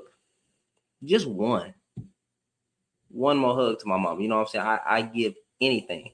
And that's why I'm real heavy on, and I don't care if nobody take this and clip this, I'm real heavy on defending women because I lost my own. I'm real heavy on that. I ain't about to treat no woman how I wouldn't treat my mom. I ain't finna get on here and shame single mothers, knowing dang well that a lot of us come from single mothers. I would give one more thing just to cook for her, just to sit down and cook for her, and just hear her laugh. That's the only thing I would have one last thing to do, just to see her, just have lunch with her like I normally do, just to hear her call me on the road while I'm on the road, and just laugh and chop it up with her. And when I pass through where she stayed, pass through Mississippi, stop at her house, cook for her, sit up there and have lunch with her, sit up there just to see her laugh. I know how you feel, dog. I feel the same way. Yeah, and when you know what I'm saying, and also women, your wife is not your therapist, bro. When y'all get into a relationship, and I'm young in my marriage, I just want people to understand your wife is not your therapist. She is not the end all be all. She can't be healer, nurturer, and all this a goddamn pill. None of she's your wife. Now that don't mean you can't come to her with nothing, but sometimes, bro, you can't just be trauma dumping all your trauma and all your stuff on her, bro. You gotta get therapy. And that's what's missing in a lot of relationships is therapy. Marriage counseling. Marriage counseling don't gotta be when you're in a marriage. Marriage counseling could be before you even consider the marriage. You really want to be with that person. It's a lot of practical steps that I don't think that we take, mostly as men, because women will recommend the shite out of therapy to a man. I mean, you can't go into a conversation without therapy. Never mind. I'm just joking. But facts. But I think that's a lot of stuff that therapy is good, bro, and it needs to be more of a focus on men's mental health therapy and stuff like that. So I'm going, and then I'm gonna come on here and talk about the journey of doing it. You know what I'm saying? What it's been like, how much it's helped, what the tools they get, everything. You know what I'm saying? There are practical things in life that we can use as men and women. But since we're talking to men right now, as men, to get us in a better position. Because like, if we be honest, bro, a lot of our relationships as men are failing because before somebody flip it, we do come in with some baggage. I understand what you're saying, but like I said, back on what I was talking about, in a way I sit up here and I say, to me, it's like a void. It's like an empty void in my life. That's in my life. That's why I was like, man, she could have consulted with me to keep this child. I feel like it was like an empty void. An empty void is something that I feel like I'm missing because I didn't help raise children. They didn't graduate from school. I have 2 kids. I had my sister's kids in my custody while she was going through what she was going through. They finished school. They're in college, and like I say, I just look at it like hey, I feel like you didn't give me a chance to show her that I could really be a good dad. See what I'm saying? But you can't. I'm not like some of these other people. I'm a dad. No, I'm not like no. But what I'm saying is because of that, that's what where your trauma may come from, is because you did so good with your sister kids, but I'm trying to get you to understand that it at the end of the day it wasn't up to you. Matter of fact, nature can answer that. She more balanced when it comes to that. Like nature, can you? Because I can't articulate my words the best way without. People want it to be, and that's how I look at it. That could be the case. But go ahead, nature. Well, how old was she when this happened? She's 16. Okay. So I'm gonna say this. I had my son at 17. Now I happened to have been married at 16. I was widowed by the time I was 17, and so I was having my kid. So I didn't have the same set of circumstances. But what I can say is that it's scary to be young in this world, which can be or look at you as prey. And I get what you're saying. However, the burden of that child falls more on us. It doesn't matter if you are the best support in the world. That's exactly what you are, support. You can't trade our skin and our fear for yours. I don't know what was going through her head. I don't know what your relation was like, because we can only go by, your perspective. She may have been in love, or she might not have been. She might have been looking for a way out to go as far as education or whatnot, or she might have been looking to build a life. I have no idea. I have no idea what her 6-year-old self saw when she saw you or the life around her. I don't know. See, we don't know so much. We don't know if she went to a doctor's appointment and they told her something horrendous about what may or may not happen with this pregnancy. We don't know if she went there and they told her that child was still viable, or that it could do something. Her hips were too narrow, or XYZ. We don't. There's a lot of factors we don't know. It might not be just as clear cut as you thought. And I mean, are you in touch with her at all? No, you just say something a little bit. We talk every now and then on Facebook, but well. Not that I'm not a big fan I'm not a big fan of persons, working in therapeutic effects when that's not their calling or their choice or their profession. But do you think that might be a conversation to have, to ask? No. I didn't ask several times. I didn't ask several times, and like I said, it just got the question just got avoided, so I just leave it alone. And like I said, I told her, like, whenever you're ready to talk, baby, I'm gonna be always here to open to hear what you got to say. Well, what it comes down to is that, as far as this is concerned, that's the burden that you're bearing. You're not in tandem in the same journey, so it's something that you need to address because it's hitting your heart a certain way. I think that everybody can see it here, and I promise you, I'm not coming at you a certain way because you're a human being. My personal belief as far as men in this world, I see y'all as whole ass human beings, right? Y'all are not gods, y'all are not demigods, y'all are whole ass human beings that are just as fragile as anybody else in a myriad of ways. To be attended to be disregarded because some of y'all weird, and I just feel like y'all should just be planted, just feed the trees and feed the earth because y'all just bother me. But you're a whole ass human beings that are just as fragile in many ways as anyone else is. And there's some things that you need to address. There's a grieving that you have. There's a hole that's there. And that might not be her journey. She might not see that. You see a deficit in what could have been or who could have been or should have been in your mind. And she might see relief. She might see that this was a problem solved. She might not interact with this memory in action in any way that you do. It might be polar opposites. And then that will be something else you have to deal with. That you might imagine this child, this life here with some sort of joy or wonder, and she's just like, it was a problem, it was something to be done, it was XYZ, you feel me? I think that perhaps talking to or being around someone who can let you have it all out, good, bad, or in between. Whatever you feel towards or good, bad, in between, because we're not two-dimensional beings. We can be happy and upset at the same time. We can be glad and we can grieve, we can be at one point. Doesn't make them bad, doesn't make her evil nor yourself. I appreciate the fact that you got a Black man that's sitting over here saying that maybe there's some things we need to suss out in a way. And therapy doesn't have to be clinical, by the way. It doesn't have to, be in a clinical setting. It can be within your church. It can be within a group of elders. I don't know. You know what I mean? A therapeutic effect that address some things that can can help with some answers, to help us come to resolutions, to give us tools to move forward. Just at the baseline, I just think she was young. I think that she was young. I think that there was a moment of clarity. She was just young. And I think the problem with us a lot of times, bro, you know what I'm saying, we gotta fix things. We gotta know the answer to why. We gotta be hero. You know what I'm saying? Like, even the greatest, toughest, strongest men still break down, bro. We are human. We not Superman. And sometimes life gonna do stuff to us, or somebody gonna do something to us, and we gotta work that out. We gotta go to therapy. We gotta talk about it. We are not indestructible. We not no Marvel characters.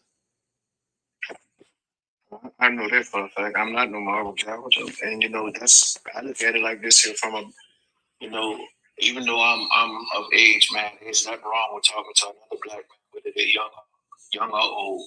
You know what I'm saying? So that's what's mainly to me, I look at it as a problem, because as black men, they want to put this armor plate on like they Superman and Iron Man, and you're really not, dog.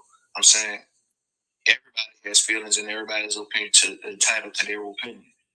I'm saying, and to just out of talking to you, man, I have much respect for you, man, as a one black man to another, man.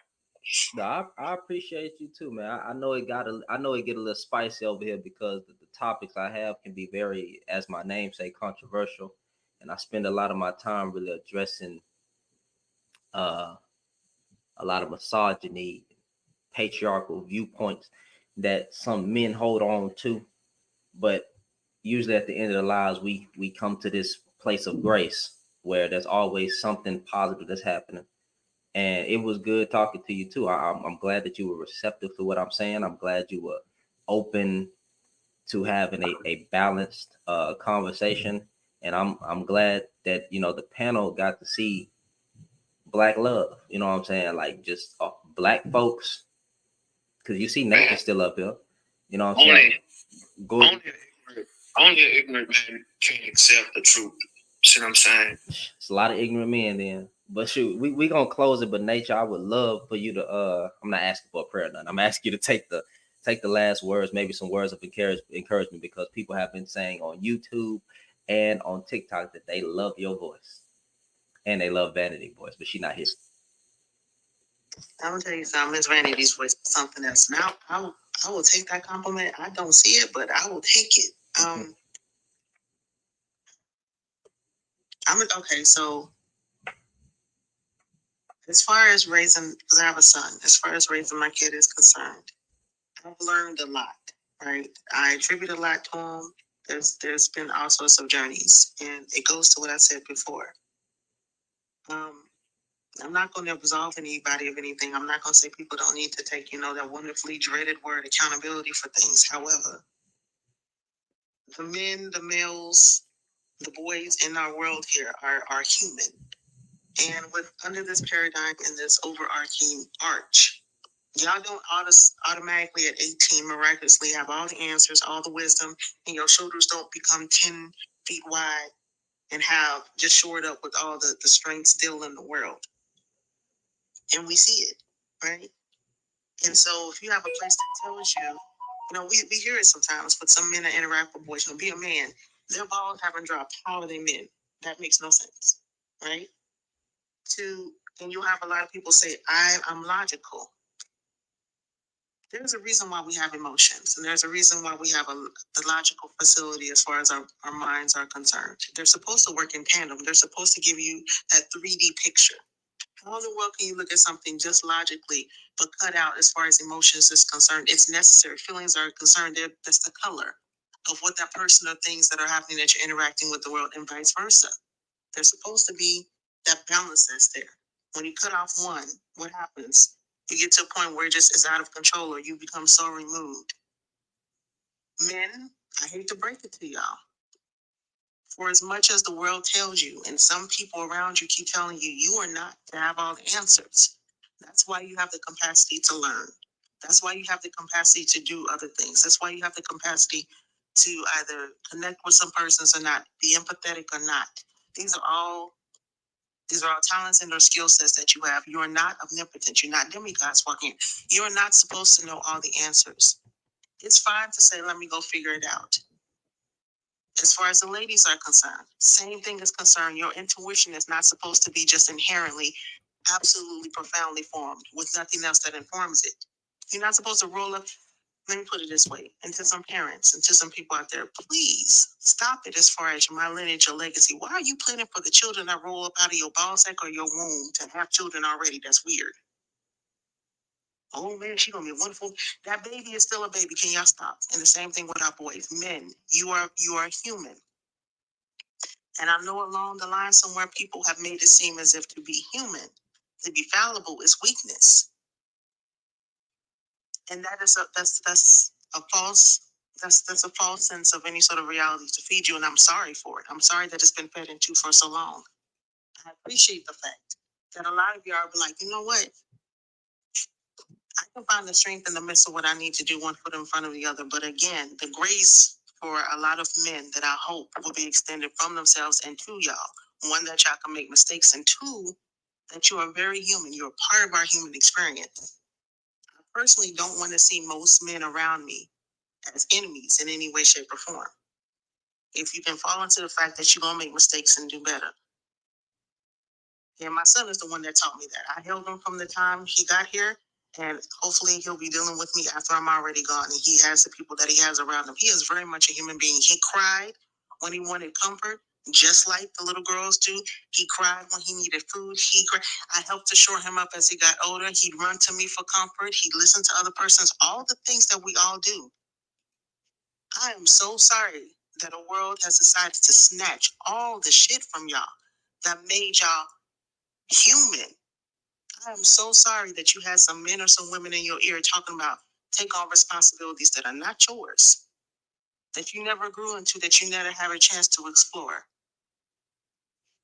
I would ask you to perhaps at this point in time, if you can, just take some steps to do that, to figure out who the fuck you are aside from somebody else's narrative. And I'll leave it with that.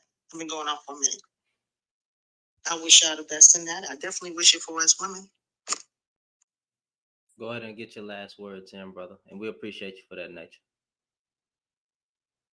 I'm good. I respect all y'all. Y'all be blessed. All right. Well, I appreciate y'all for joining me on this here panel. I appreciate everything. Nature, you always know you're welcome back. I know it get a little spicy, but anytime you always got a spot on the box. I would drop somebody in a heartbeat. For the women and men that's in attendance that decided to stay in the conversation, I appreciate you. I hope y'all have a good night. I hope that we can have more balanced conversations to where we are coming from a place of understanding, coming from a place of grace, because again, I think people need to look up that definition of the word grace. Black folks, you need grace, and you need to understand the women. I do say women should try to understand men because they have been. Women are always trying to say, hey, man, you might want to go to therapy. Maybe it's time to start listening to women more and having balanced dialogue with love and grace instead of coming in with your misogynistic, patriarchal behind, thinking that they're supposed to shut up when you're talking. That's why we're in a lot of these bad situations right now, because you did not listen to wise counsel, which a lot of times comes out of women. Okay. So let's try to do better, but let's try to have some balanced dialogue. We will be addressing probably Kamala Harris tomorrow. That ought to be very spicy and entertaining. As a Black person, I don't care who you vote for, but we're going to talk about why you're voting for somebody. Or we're going to talk about why would you vote for Trump? Why would you not vote for Kamala? We're going to talk about it all. We're going to have some fun with it. We're going to try not to have it spicy, but it is what it is. Anyway, I wish you all a great night. I will see you tomorrow. Y'all stay safe and y'all be blessed and encouraged in Jesus' name. Love you all. Appreciate you too for rocking with me. Love y'all. We're gonna do this again. Y'all know how we rock over here.